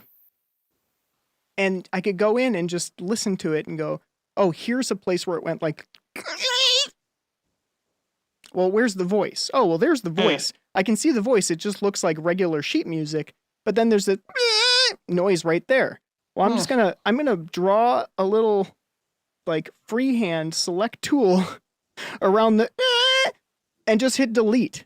And now I'm going to play it. Oh, there's just vocals. It's perfect. So you can get in super granular and just do exactly what you need to do. Let's see. It looks like they got some deals if you've eever owned stuff there. Yeah, That's they're neat. pretty good about that. Let's see. Gaz used to take an inaudible signal from a live session where he turned out the microphone was busted, and ran it through RX-7 a few times, and it was able to find a signal out of virtually nothing and get the recording back. And I believe that. That's what RX does. It's kind of amazing. That's amazing. It looks like they're offering Neutron 3 Advanced for $149. Yeah, here, you know what? I'm just going to play this. Music Production Suite has it, I think. That's that right. has RX in it for $400. Can't play it because my array is down. But what I did is today, just to test it out, because I noticed they had this thing called, a new module called Music Rebalance that they added in RX-7. And what it can do is it can pick out things like percussion and vocals and bass and, other elements within the track. And you can either emphasize or isolate those specific pieces. And I went, well, wait a minute. Can I just take a track and remove everything except the vocals? Like, how well will it do that? So I threw the track True Disaster by Tove Lo at it. And I just turned down all the other instruments on the little, console, and just turned the sensitivity down a little bit and hit render. And it came out with an almost freaking perfect acapella. Even things like when she went and just like little fragments of vocal content perfectly captured and stripped out. I'm like, this is like magic. Like, what the fuck? Anyway. That's amazing. Is it using like machine learning or AI to do that? Like, it's not just the old face cancellation trick, because that doesn't even work that well. No, whatever they're doing is pretty cool. Although I will say I tried it on Grimes, the track Violence, and it tripped over its shoelaces hard. That track is a sonic tapestry mess. Like, there's actually a part in kind of the it doesn't really have too many traditional pieces, but there's a part kind of midway through the track where she is just repeating this refrain over and over while the entire track is kind of like rising up above her as if, like going underwater, and it's just this fuzz, so you're just hearing the vocals. Yeah, it shat the bed. It was like, I don't know. It did a good job, though, for what it was. Like, you could just still hear the track along with her vocals. Damn. So the RX-7 Advanced has Okay. stuff that doesn't sound like it should be real in it. It I has know. dialogue de-reverb. Yeah, de-reverb is the thing. De-verb. Yeah, That's incredible. How? That's crazy. yeah.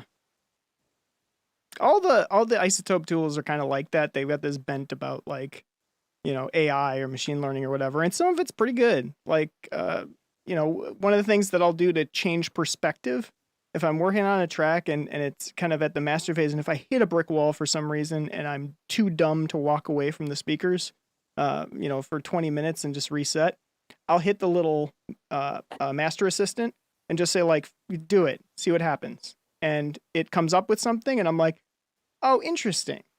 Like, that's not the approach I would have taken, but that makes me think about this a little bit differently. Cool. And then I'll get up and walk away and turn that off and start over. So Fascinating. Those isotope programs are really cool. I would agree. Yeah, And- RX-7 Advanced, Sense was saying, or A1 was saying, is something as in-depth as Photoshop. And something that you would use in a similar way to Photoshop. Yeah, it is. It's Photoshop for sound. But you actually can own it. You don't have to pay monthly for it. That's true. Yeah. Wait, did Photoshop move to only a they monthly option? did. Yeah. Although I will say for Irritating. Isotope, they are irritating about the fact that they continually put out new versions of their software, that they do charge you upgrade if you want to go to the new one, and you always want to go to the new one. Yeah, the music production bundle usually ends up being like the best Yes. deal. Just recent, I did do just the Ozone upgrade recently because I think they were doing like $75 or something. And I was like, all right, I'll just do that one. Plus, I already had Neutron 3 and RX-7. It's interesting. I would funny. be interested in getting Neutron 3, I think, maybe. Yeah, all of those. The one that I use the least is Neutron.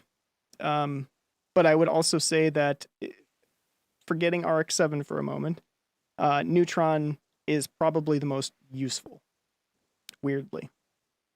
Mm-hmm. So channel strips, getting back to that. I'm using the G channel, just like you are, the SSL. I use that typically when I want something to rock. Like if I have a lead that I want to not have to bring up volume-wise, but I want it to stand out in the mix more, I'll throw that on there.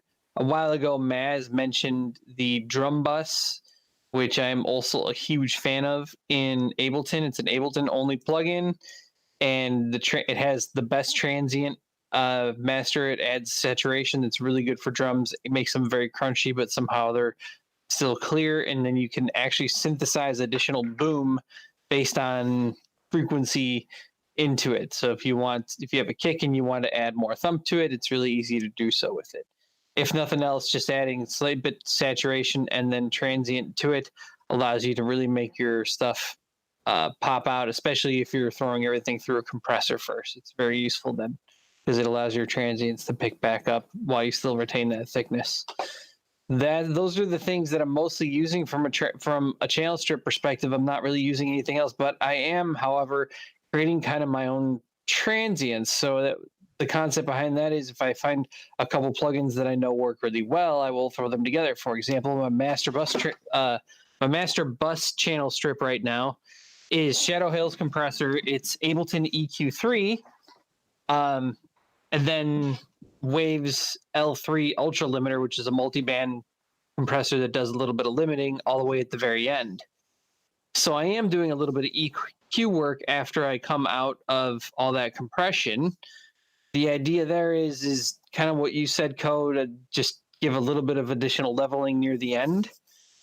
But what I'm not doing is I usually do like to go for the color. The Shadow Hills brings a lot of color, and I've been actually using it a lot lately in order to do a lot of these things. And it's kind of like a channel strip. It doesn't have any EQ on it, but it allows you to do the mono sum. It allows you to work with the stereo spread. It allows you to do an optical and then to do a more ordinary kind of compressor. It allows you to do a side chain to remove the ability for the kicks to affect, so like a reverse side chain, so it doesn't trigger the compressor, so that way your kicks don't create a pumping effect, even though you're not doing a multi-band.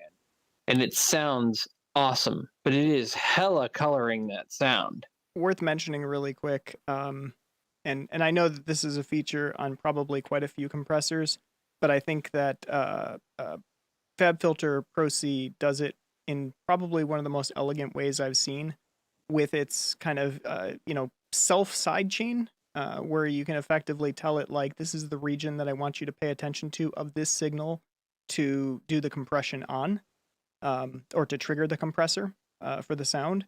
And then alternatively, it can switch into an external sidechain mode. But it's both done the same way in a very visual format, much like you would use Pro Q or EQ8, where you see the spectrum running in real time and you just select out the region and say, this is the region that I want you to focus on. Or even from an incoming external sidechain, you can say, I just want you to get this kind of mid-range, low mid-range sound because there's an attack there. Maybe it's some kind of a transient or a hit, and that's the thing that I want you to trigger this compression on. Works really well. Mm-hmm. Should we move on to some compression? We could do some compression. Can we just get the elephant out of the room really quick and at least table and discuss it? I'm not sure what the elephant is, but yeah. OTT. Oh, shit. That's the elephant. I was thinking the elephant in the room was probably the giant global pan. Never mind. So OTT, which is free, by the way, for anybody out there, is one of the most interesting. Yes, it's technically a compressor, but what? Like, it's so extreme and so ridiculous, but yet the sounds you can get from it are insanely good, especially for like percussive things. Take something like a very percussive kind of mid-low synthesizer or a kick. A kick is probably the thing that it was made for. It adds such ridiculous levels of attack, and just kind of puts this sheath of like invincibility around sounds that just, you need a sound to punch through, grab OTT, and it's not even, it's just wrapped in, it grabbed the star, you can hear the music, dun dun dun dun dun dun dun dun dun dun, and it's just plowing through the mix. It's incredible. And it's very easy to overdo. And when you overdo it, or even sometimes when you don't overdo it, it has this horrible, wretched, somewhere between 18 and 20K ring that it will create. And I don't know if that was just Steve Dutta's way of just saying like, Stop. But it's effective. Like it's one of those double-edged swords. Like, I could reach for it. No, I'd better not. I should find a better way to make this stick out. But OTT's so easy and fast. Yeah, I use it almost exclusively on kicks, but occasionally I've had really interesting results with synths. So just throwing that out there. If anybody else has had experience with it, please do share. And hey, Wambra, glad you're enjoying. I've tried to use OTT, but the installation package I've downloaded never actually works. Oh, dude. So then eventually I just give up. Dude, it just doesn't. You need to fix that. Especially because they have integration with Ableton's rack, so that makes it nice and tidy for you as well. What do you mean it's got integration with Ableton's rack? So instead of having to open up the actual plugin to expose like the full regalia of controls, instead of having like the truncated control surface on the bottom, they actually have like OTT just kind of crammed down there.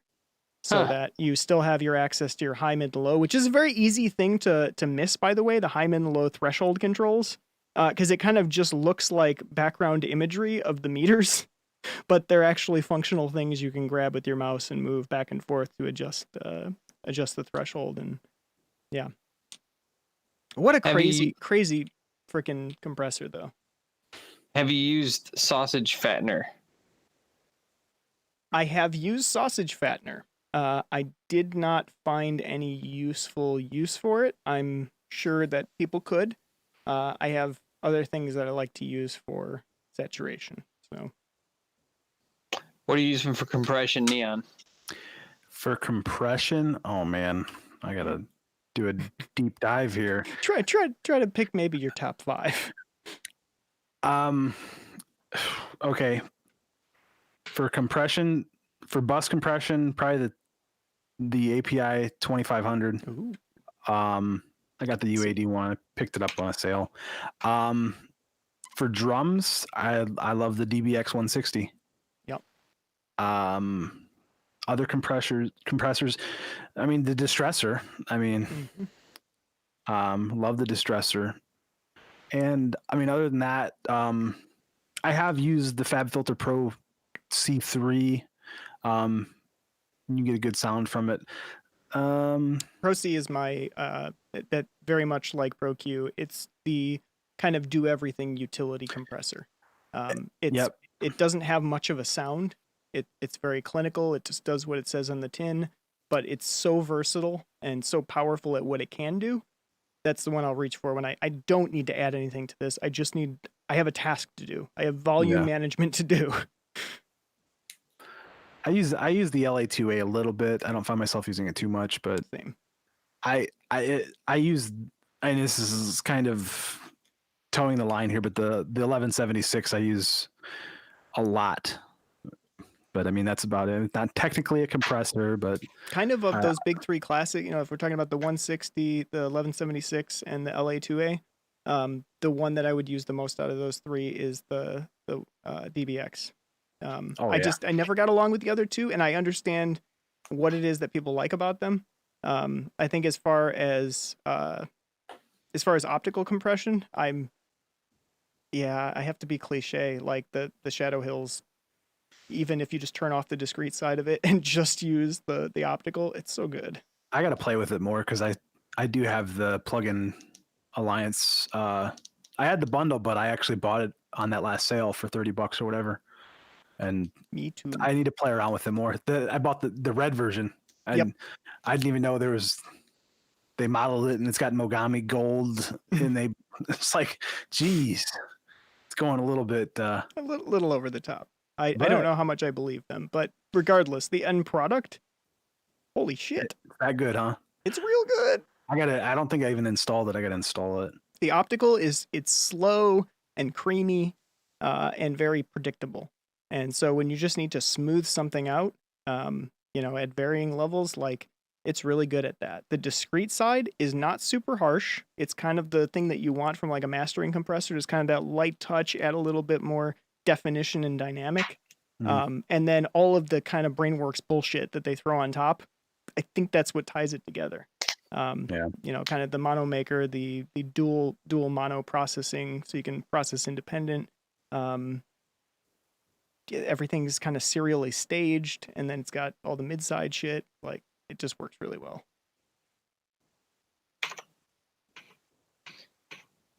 I got something fun for us to do if we're ready for it. Slightly off topic. You guys want to do it? Hold on, before we do, Tremendum is mentioning an Ultradyne 9024 on a SPDIF in and out from Motu Master Bus. SPDIF? Oh shit. So you're just sending the digital signal to a compressor that is what? It's decoding it back into analog and then compressing it? Or do explain, because that sounds fascinating. Continue, Dan. So let's, I just dropped a couple links. I think we should crowdsource the next posts for the Ohm Force Twitter page that we stole. So for those who don't know, Ohm Force, they made a bunch of wonderful plugins over the years. And they kind of like just like stopped and they kind of said fuck off to the their customers, and they even like took like near the end they took like orders but didn't fulfill them, and then they just like ceased to exist sort of, except they would sometimes come on social media like fuck you people and then get off, right? Well, they let their Twitter page lapse and I claimed it, so I now own the Ohm Force Twitter page. So they let it lapse and it got reset, but people still know Ohm Force. They know who they are and they still come there. So we claimed it, and we set up the Twitter page so that, let's see, on the Ohm Force Twitter page, we used a Tomber wolf as the image, and then the background is a Roar logo can saying you should go to Chuck E. Cheese and fight a kid. Gotta fight that kid. So is it you I got to talk to get Homicide 64-bit? That's right. compatibility? Yep, you gotta bust Tweet out. it. Talk to Dan. Tweet it at I think OmForce. it's the first Tweet at me, VST I bro. bought. So- That's the first VST I legitimately bought. The first post by OmForce was about a knob. Yeah, right. We reviewed this fucking plugin A knob. on January 29th, which was not that long ago. It was almost 2 months ago, and it only had one knob. And we were just like, near the end of the review, both Co and I, we like to be positive about gear. We're like, fuck this thing. One knob. Are you kidding me? You think should have taken away that many options? Did right? you guys see they just made a new plugin? OmForce did? Yeah, Homeboys Infinity. It says early access price. Oh, no. They didn't actually make a new plugin. That's like 4 years old. Yeah. Oh, well, what a sale. Yeah. And if you buy it, they will take your money and not deliver, by the way. I'm surprised why- my login still worked. That's why I don't really feel too bad about this. So If then, you real if you quick, click through on their page, it goes to my Twitter that I now control. They haven't changed it yet? No, they don't know. let's test that theory real quick. Oh, God. We're going to OmForce, omforce.com. Here we are. Join the space program. Early access, 20% off. And right Bullshit. here, we can't really see it because I'm a terrible Top host. right. Yeah, it's Here you can see Twitter, right? I'm going to click Yes. on the Twitter. it works. Hey! So the second post by OmForce, or at OmForce, is the hashtag Genesis Pro is giving me a giant Woody. Boing! Boing. By the way, if you look at the front of the page, OmForce's description right now is synth fan, well hung, anti-gulag. I'll Which always means- be anti-gulag, yeah. This was one of those shows where we talked about the gulag in Russia a lot. A lot. Okay, so yeah, Genesis Pro got a response from somebody. So they said they can't afford it to OmForce. So my response 5 minutes ago was, have you thought about selling blood? I love that. That's the best response ever. Can't afford it. It's It's $1. $1. It's €1. Yeah. Oh, that's so good. Hold on, I want to catch up on Tremendum really quick. He responded about it. Okay, so the Motu has SPDIF in and out and has multiple buses, and they found an obscure 9024 with SPDIF in and out. So there's no analog to digital or digital to analog conversion. Holy shit. So it's literally a rack mount digital multiband compressor, all digital signal path. That's nuts. That is freaking cool as hell. That is awesome. Yeah. That's really wild. I'm totally not surprised that Tremendum found a crazy piece of gear like that. SenseNet says, oh my God, and wow. And I don't know if it's about our hack of OmForce's page or if it's about Either one is Mr. plausible. Exotic. Yeah, the Tigers. Yes. either one is absolutely plausible. So here's what I want to do with everybody here. We have to make a new post for OmForce. And also, there's a few other things that have happened. John Haynes, you're on. What does vous êtes vivant mean? And what should I respond with? And then someone named Mo Abdullah mentioned us in a tweet. Thank you. Getting better understanding what I can do with sound. Only 20 tracks, but a hefty amount of plugins on this one. Lots of EQ and some creative limiting. And if you don't know from Fromage at OmForce, it's a gold mine.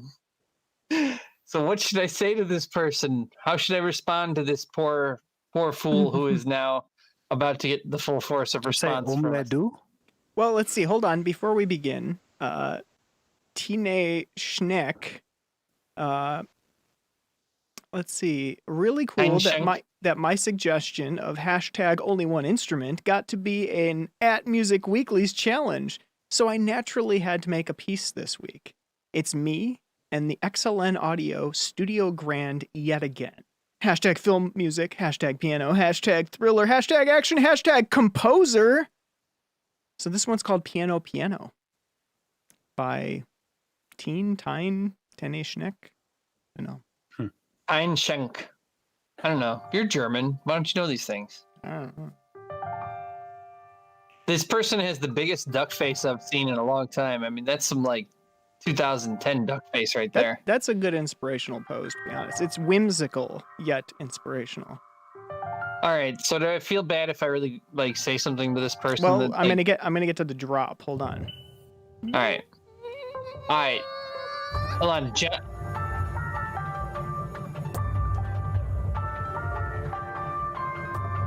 It's real wide. Almost like inexplicably wide. I do like some of the saturation. It's a bit, I like the fizzed trans out. gates. yeah. But like the bass is here, like here, which is a bit weird. El basso está aquí. That's cool. So I like vous it. êtes vivant means you are living. So I guess that person was saying, is Own Force back? So Yeah. that's the first thing we got to respond to. What should we respond with to that? To Monody. Well, you're gonna have to go ahead and respond, and I will just reload the page. All right. So vous êtes vivant. Or wait, should- wait, John Haynes. How would we say "you goddamn right" in French? Yes, you goddamn right.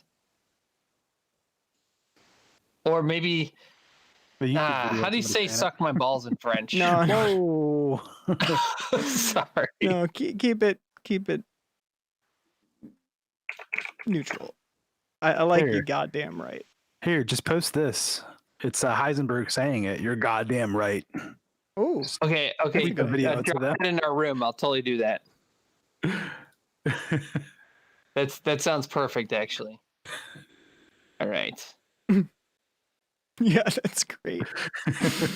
Let me know when that's posted. That's so good. God damn, I love Heisenberg. Hold on. God.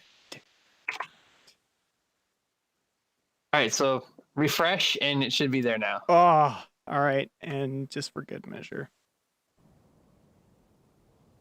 Goddamn right. Oh, that's great. Hey, if they didn't take people's money, I would feel a lot better about it. All right. So what about this fella right here, or fella or lady person? Time Shank. Fromage from Omforce, because it's a gold mine. So we have cheese, The stank, cheese is old and moldy. and a gold mine. A gold mine of stank. Or maybe we should just, you know what? We should push sausage fattener. Yes, have you Or- thought about sausage Or fattener? recommend the one knob micro. All right. Okay, that's what I'm gonna do. I'm totally doing that. The finisher, the one knob finisher from Micro. Yeah. Okay. Be like, sounded great, but you should really step up your game with this. Just put the one knob micro. All right. Get that. All right. So I'm replying to Time Shank right now, and I'm gonna say, okay. Lots of EQ and some creative limiting. And if you don't know about Fromage from Omforce, it's a gold mine, as is Driftmaker. Okay, so I'm gonna say the fromage is stinky stanky. Have you tried the micro pinky? And then I'm putting Wow, that's bad. That's just awful.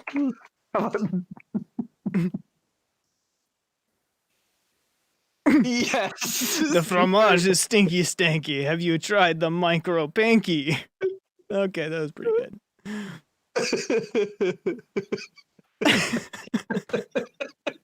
Jeez. Oh, that's awful. I love it. Yep. You goddamn right. PT. So basically, the the TLDR of it is that Omforce, fine purveyors of classic plugins such as Fromage, they let their Twitter lapse or just didn't ever make one or whatever. So Dan took it upon himself to claim it, and so now he has Omforce, or at Omforce Twitter, and he took over the page and started posting stupid shit.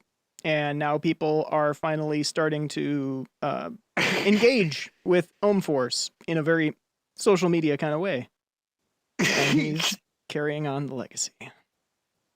All right, now we need another main. Yeah, this is very Jerky Boys Wambra. Oh yeah.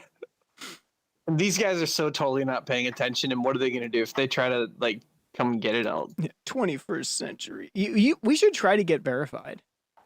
Be like, hey, just point them to the website and be like, we've been in business for like 20 years, I don't do that. and we just don't have the visibility. We could really use a blue check mark. All right, we need to put something kind of that gets down with the times. So something like along the lines of, we stole the TP and put it in a plugin, early access beta, give us money now.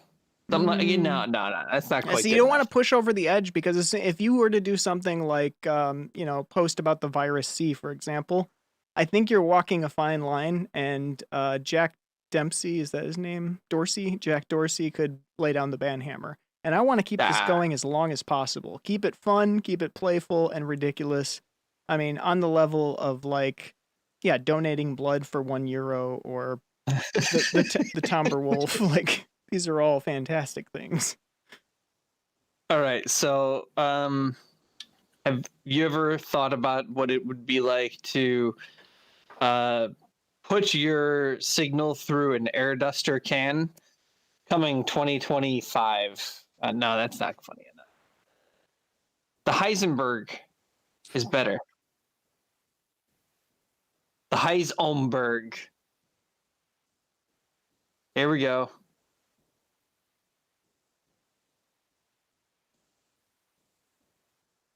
Home studio. Their online VST or DAW that never came out. Home studio. Yeah, it never came out.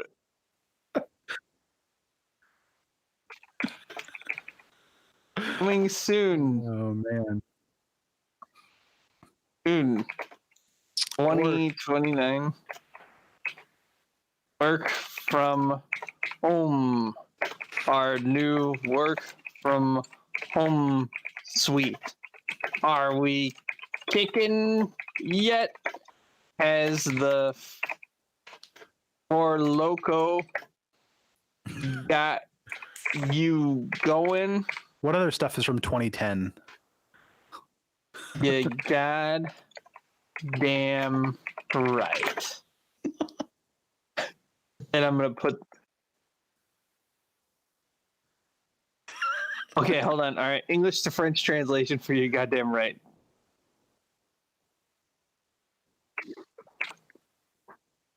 He doesn't want to be involved. He's like, Makes sense at this trouble point. here. You're god damn right. In French is tu as raison. Thank you, Google. On there.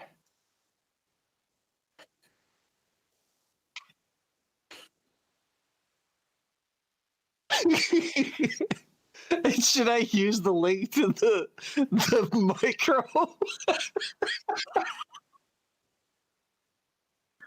Okay, yeah, okay, that's it.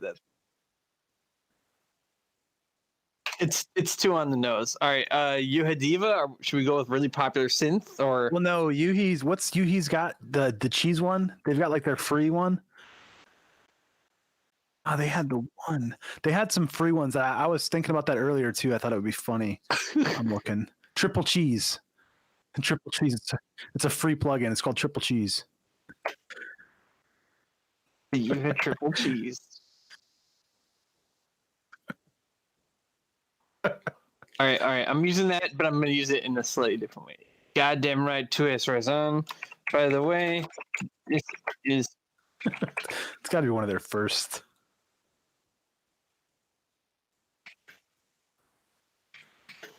So I got to download this now, obviously, and make a whole song out of it.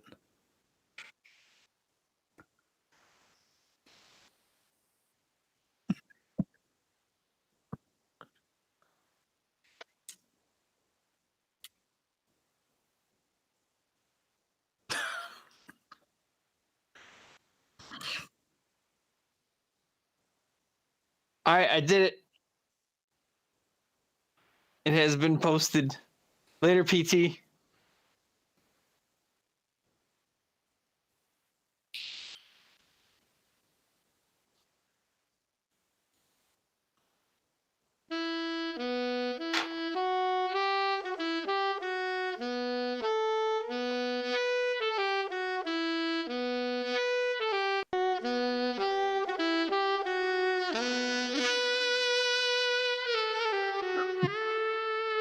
getting sexier.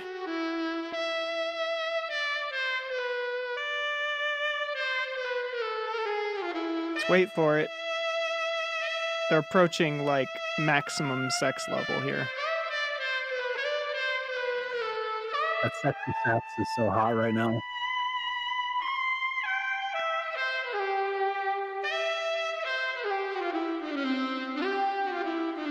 Come on, push it a little further, guys.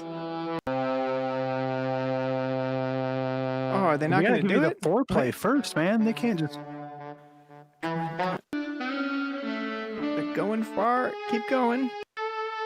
Oh, they kept backing off. Anyway, there's a little bit of an Easter egg in there if you turn it all the way up. All right, I just put up 2 posts. Put them on screen. Let's do this. 2 posts. Wow. This is for John Haynes, your question. All right, so the first one we have coming soon, 2029, work from home, our new work from home suite. Are we kicking yet? As the floor logo got you going? You goddamn right. I'm not going to butcher that. By the way, this is Put it one on less screen, from... though. What? Oh, Put it on screen. Sorry.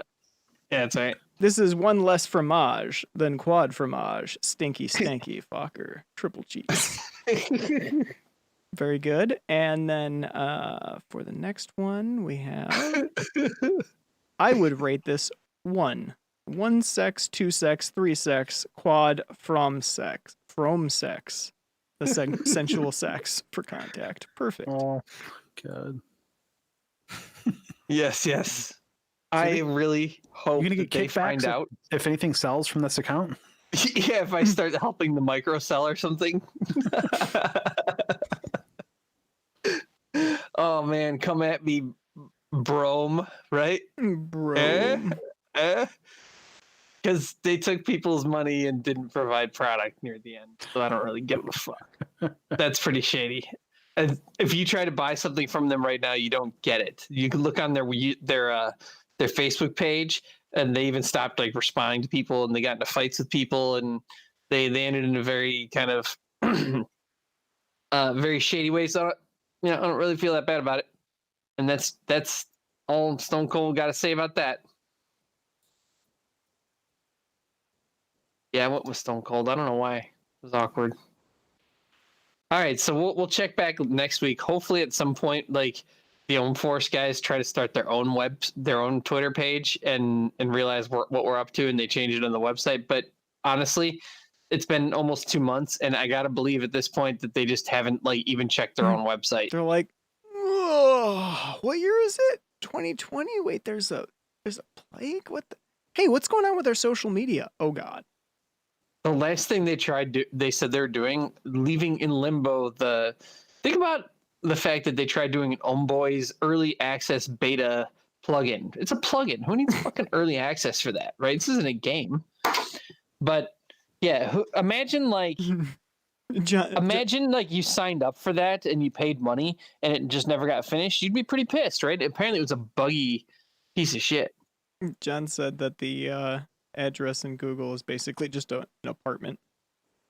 Yeah. So on Facebook, like 2 years ago, they posted, and I was like surprised that they posted because I think I started following them 10 years ago, right? And they posted like, we're coming back with something big.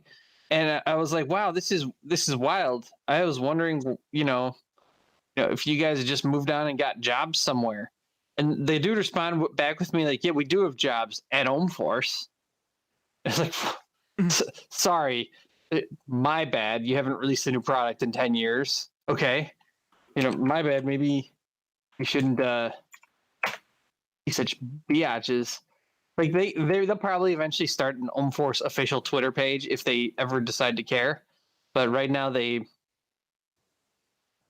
don't. All right, hold on. Check this out. Hold on. All right, January 8th, 2019. As many of you have noticed, OMForce.com is currently down. We had hoped to be able to fix it quick, but there are complications. We still hope to solve this in a pair of days. We discovered at that occasion that our Twitter account has been hacked and destroyed, apparently. Currently trying to see if Twitter can bring it back. Oh, they just gave up. When was this? This was January 8th. This was like 3 weeks before we stole their Twitter account. 2019, though. Yeah, 2019. Oh, this was Oh, this so was like a year ago. and Okay, 3 a weeks year and before 3 we stole weeks. their Twitter account. So they So just fair straight up game. gave up. Yeah. The So it was copyright just was totally. up. I mean, Oh yeah, I didn't hack it. I literally just went onto No. Twitter and registered at Force because I wanted to see if I did that, if their website, which still had a link to their dead Twitter page, would actually go all the way through, and it did. you were just doing them a favor. Yeah, it's just doing them a favor. Yeah. They're active again now. Now they're more active than they've been in years. Yeah, they don't like have any posts on social media. Their reviews are like, "Oh man, Homicide is great," and or like, "Hey, your stuff is broken. How come I can't get my products anymore?" The videos everyone- on their Facebook page are just atrocious, though. I can see them going. Yeah, they're clearly like falling out of their minds. Whatever, you can still go buy something off their website, and they just won't be able to deliver because it's broken as hell. Have you thought Early about selling access. blood? F expansion kind of went that way for a little bit too.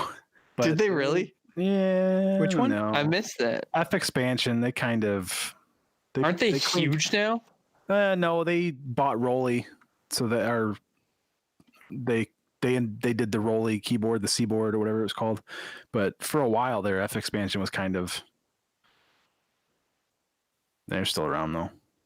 Oh man, yeah, their BFD is the only one I ever really used. Yeah, BFD was- is pretty much their bread and butter at this point now. Yeah, and I guess I mean, if you think about it, they totally got looped. I mean, there's like billions of contact things that are way more advanced than BFD now. Yeah, they were doing the DCAM, and then when they did DCAM 2, which they've been working on it for like 6 or 7 years. It's almost vaporware at this point.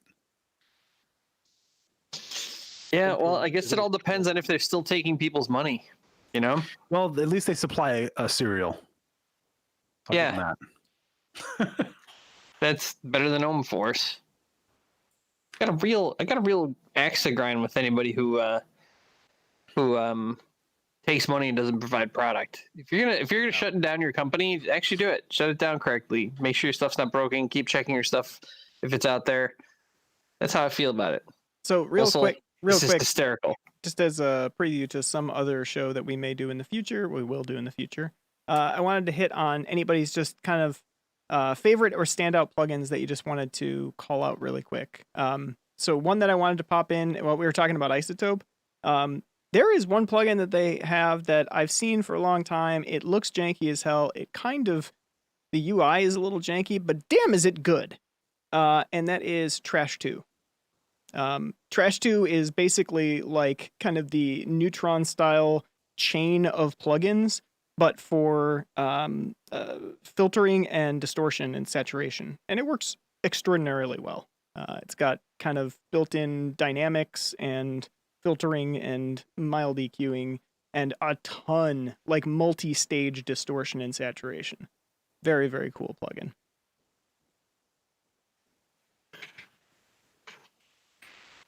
Yeah, it's awesome. It was on sale and I missed it. It'll be on sale again and I'll grab it Yeah. at some point. It's That's how definitely it seems one to that, go. you could get up to about the $40 mark and it's still pretty damn well worth it. So Slaughterhouse's favorite review is Homme Force Fromage. It's a good filter. I don't know that I would say it's the best filter anymore. I think if you're just going for a straight up filter, there's better out there. There's plenty better, but it was free. It came on the CD on the cover of Computer Music magazine. So if you bought that and it came with the CD, you had it. So tons of people had it. All their stuff got reviewed magnificently when they were in their prime. Homicide was a masterpiece delay. It was one of the most creative things that came out during that era. It was awesome. They were a good company. They were really innovative. And then like Homicide hit, and that was like, wow, this is a multi-band distortion in a plugin. That's awesome. And it got used by Skrillex in the beginning of dubstep. And then they did this awful synth, and it was just a really, really bad synth, but they never quite picked themselves up and did anything else after that. They didn't move everything over to 64-bit when that started happening. And they tried doing Ohm Studio, which I guess is kind of noble. I mean, everyone's always trying to do like the whole collaborative over the internet thing. So this is like an instance and you log into it and you do it and then you upload your changes, right? And it was kind of cool, but they never really supported it. Then they just shut it down unceremoniously on the few people that were actually using it. And they did this early access bullshit. It's like they just like, I think they made a decent amount of money initially, and then they just like ran out of ideas. I just don't even know how that happens because they were reasonably successful. Reminds me of Roland Cloud. Roland Cloud. Oh, Roland, you're so Rolandy. Telling everybody they'll get to keep a plugin if they pay for a year, but leaving the page up to where they think that they're actually going to get it, but it's not actually a thing anymore, and it hasn't been for 2 years. Wember says Ohm V8 was their downfall. Yeah, that's kind of shady. I never even thought about doing the Roland Cloud just because it felt like it would take forever to get there. Like that, just like, oh, every year I get to keep one plugin. I'm just not interested in that. Yeah. Along those lines, though, there is actually one more interesting thing to cover from this week. And when I say along those lines, I mean kind of like the shitty new business model things creeping into our world from other industries. And that is Cherry Audio. So I tried out Cherry Audio's offering this week. And it was pretty cool. They gave away their Nucleus modular system. And it's actually kind of awesome. What they give you for free is actually pretty awesome. I can't even complain. What I dislike about it, so it's like in the spirit of Eurorack, but as a plugin, you could open it as an instrument that accepts MIDI, or you can open it as an effect to process incoming audio and put out outgoing audio. It's pretty cool. It works really well. The thing I dislike, if you look on the picture in the left-hand side, is in your DAW now, when you open it up, you will be able to spend money. In other words, once you hit your creative space, here's a way to be like, here's sales, here's commercialization, here's, things that are not of a creative bent that are now invading what should be, to me, a sacred space. And that bothered me a lot, so I've decided not to use it. I don't even like it in video games unless it's like a cheap, like cell phone video game, having things trying to trigger those feedback loops and get me to buy stuff. But when I'm in my creative space, that's the most important time to me. It's like Zen time. It's something that I search out inspiration and I try to follow it, and I try to have a very clean mind frame. And the last thing I need is something saying, hey, no, you need to buy this thing inside of there. I'm fine with going to Sweetwater and being advertised to and going anywhere on the internet and them having them try to sell me the thing I have already purchased, but big data just hasn't figured that out yet.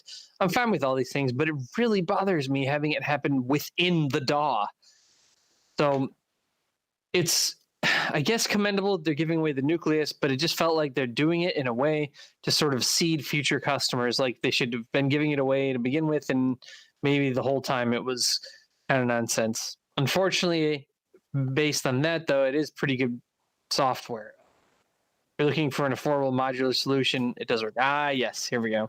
Analog Lab does it a little bit, but it's buying presets, so I feel like it's kind of separate. But you definitely can, in the VST, buy presets for Analog Lab. Really? I didn't know that. I just picked up V Collection. Right, yep.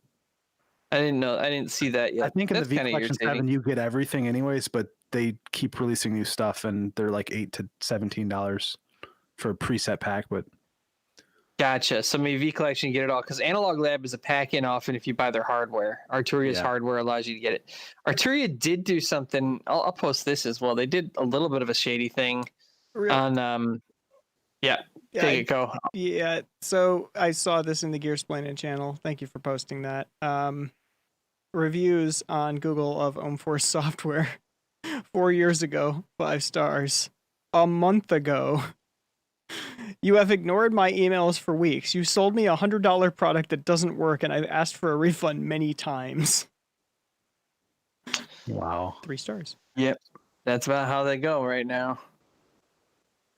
So Arturia has an ad that is happening on mobile right now, which is kind of, look, I like Arturia. This is not an OhmForce situation where I've kind of decided that they're kind of shitty. But I do think they deserve to get at least mildly roasted for this. Oh, here, Ko, throw that up on screen. They deserve to get mildly roasted, I'm convinced. Just a mild roasting. So the V Collection is on sale, and it's awesome. It is a wonderful suite of plugins, and on sale for $200, it's worth every penny. These are some of the most lovingly handcrafted emulations of popular vintage synthesizers in the world, and this stuff that you'll never be able to afford. At $200, it's a deal. That's cheap as hell. Yeah, look at that ad. Oh, come on, guys. The V Collection special offer until April 7th, $50. 4 times. 4 times. So $200 or? Yeah, it's the same $200. 4 easy payments of $50. pretty funny. You guys remember that Mitch Hedberg skit where he's like 3 easy payments, but it's 4 payments. 3 of them are easy, but one of them's gonna be a real bitch. Like that 4th payment, you gotta pay us in wampum. The first 3 payments are easy. The 3rd one is complex as fuck. A complex payment. I like that. Because there's 3 easy payments. It's like paying some kind of a thing that you owe to the DMV. It's a complex payment. Yeah, it's like this is gonna be hard. Like, look at that. I mean, come on, guys. For the 4X on there, like if you look at underneath it where it says 50% off, that definitely echoes in your mind. You see the 50, which is larger and it's the pastel, and you're definitely reading it and you're like, okay, $50. But then a little bit lower, it's you see the 50. Maybe you don't even read that. It's just like reinforcing to someone who's casually looking at that's $50. This is going to get you to click. Did you take over their Facebook account too? Because it's almost kind of trolly. Like, is it really? Their banner, I did not know. V Collection 7 Modern Producer sounds negative 50%. I mean, I get it. Yeah, it's they're taking 50% off, but it's just like it screams the Ohm Force Twitter page almost. Really? I did not know that. Yeah, negative 50%. They could have just said 50%. It must be a thing with like French companies. Negative 50.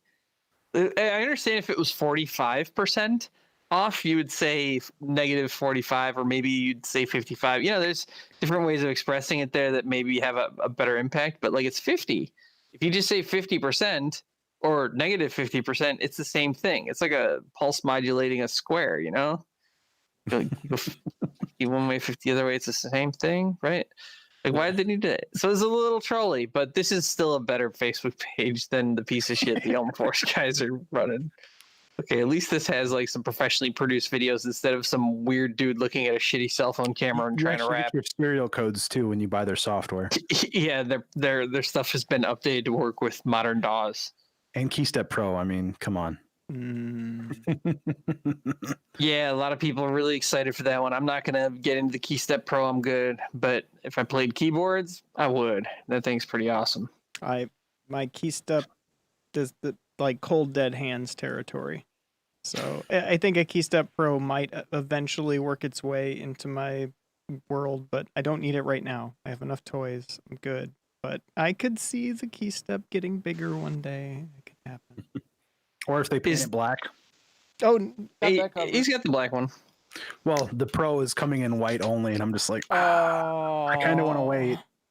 Yeah, this is how you should make it, Arturia. Just start with that and then do a limited white. I mean, that's right. Yeah, limited white. Limited white works great. People really dig that. Like, look at the Pioneer kit. I mean, you get like a DJM 900 in white, it automatically commands an extra $1,000. Why? Who freaking knows? But you know. Why does it? That is weird. Because they never produce them. It's a rare thing. It's like, hey, we always make our stuff. It's black. That's what it is. You get Pioneer gear. It's just black. It's boring as shit. It works the way Pioneer gear does. The EQs sound like garbage, and everybody has to use it. So fuck you. And then they're like, hey, we made one that's white and gold. And people are like, oh shit. What was the? We'll forgive your EQs. What was that quote from Idiocracy from Carl's Jr.? It was like, have a burger, fuck you. It was Carl's Jr. Fuck you, I'm eating. That's right, fuck you, I'm eating. Welcome to you are an unfit mother. You are an unfit mother. We are calling child services. So you can tell the robots have been listening because on Facebook, top of my page, F Expansion sponsored ad just popped up. 50% off BFD expansions. Oh, nice. That's totally a coincidence. So Windows 10 is definitely monitoring my microphone and selling my data to Facebook. Yeah, that's totally. And I paid for Windows 10 Pro. Yeah, take off your tinfoil hat. Jeez. You know, one of those tinfoil hat moments that they pulled it off, and I don't know how many people really realized or cared, was the recent posting about the COVID, like how many people are actually sheltering in place and social distancing. So this company put out this website where they show you all this data, and they're like, look, we've analyzed all this data about people's movements with their cell phones, and we can show you which states are actually social distancing and which ones need to improve. And it's like, oh, wow, that's you sons of bitches. You're literally just scraping all of our location data. Like, dude. For a good cause, but, you know, still. Did you want to hit the last news item really quick? Roland and Korg accused of preventing online discounting illegally in the UK. Customers lose out. Everyone should be able to buy at the best prices, says the CMA. And that's not the Country Music Awards, I don't think. If it is, that's fascinating. That the Country Music Awards would be invested in UK Damn it. I've price been on fixing. mute this whole time. I was making the same country music joke. Okay, well, that's good. You're in the same place. Yeah. I don't fully understand exactly what this complaint is about. I think it's like they don't. It's like Apple. You can't go into like a store and buy an iPhone and haggle on price. The specific objections refer to the sales of Roland electronic drum kits between January 2011 and April 2018. So a pretty wide berth there as far as times. And the Korg synths and DJ production tools between June 2015 and April 2018. So apparently April 2018 was the line in the sand. The Country Music Awards says this illegal practice, known as resale price maintenance, RPM, nice message, aims to prevent retailers from offering lower prices, meaning there are few discounts available even when people shop around. And I kind of believe it. I mean, a lot of their pricing is just kind of fixed as what it is. The V drums are just outrageous. Yeah. But I mean, it's their. I don't. They sound like What's crap the too. complaint? Maybe this is an American thing because we don't care. But if they want to price it that way, like, do they have control of the market, or aren't there other V drum kit makers? Well, I guess now that I think about it, maybe there aren't. Yeah, I guess what's the other side of it? Like, let's say that a vendor decides, hey, I've been sitting on these, you know, Denon X800. Or no, I'm sorry, it's Korg. So what's Korg have for DJ stuff? Like Chaosillator or something? Anyway, let's just say Chaos Pad, maybe. Yeah, let's say we've been sitting on these Chaos Pad 2s for like 10 years, so we're going to discount and sell them. And Korg's like, well, then we won't sell you any Minilog XDs. Like, what, is it something like that? If so, that's kind of shady. But yeah, but also, like, I mean, I guess why does Korg give a fuck? If someone wants to lose money on their stuff, that's their prerogative. They should price it so that cost is the thing that people negotiate on. So I guess I kind of understand that. And MSRP rules then all come into play when you're talking about that. You have MSRP rules and you have price floors, but really these are problems that are standard across the entire industry. It's not just Korg. Yes, you can. If you go into Guitar Center today, on almost any product there, you can haggle, and they have literally 3 haggle prices you can get through. If you haggle a little bit, they'll give you the first one, the second one, and the third one. In other words, it's not really haggling. It's already predefined. It's not real. It's not like you're walking into a market and having a real negotiation with somebody. They have a process for doing it, and then they guide you the price that they always wanted you to buy it at in the first place. And Sam Ash has the same exact system to the penny. They figured out their discount levels for each other, and they keep them at parity. So what's the actual complaint here on the vendor level? It sounds to me like it's more a thing that should actually happen and be spearheaded by the retailers. So Sweetwater and Sam Ash and Guitar Center should all say fuck you to each other and compete as hard as they possibly can and get rid of this weird parity negotiating system.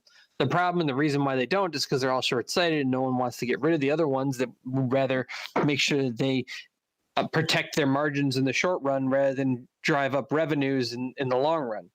The changes to the industry have probably affected this, but this was in place long before Sweetwater started cleaning up or people started buying keyboards off Amazon.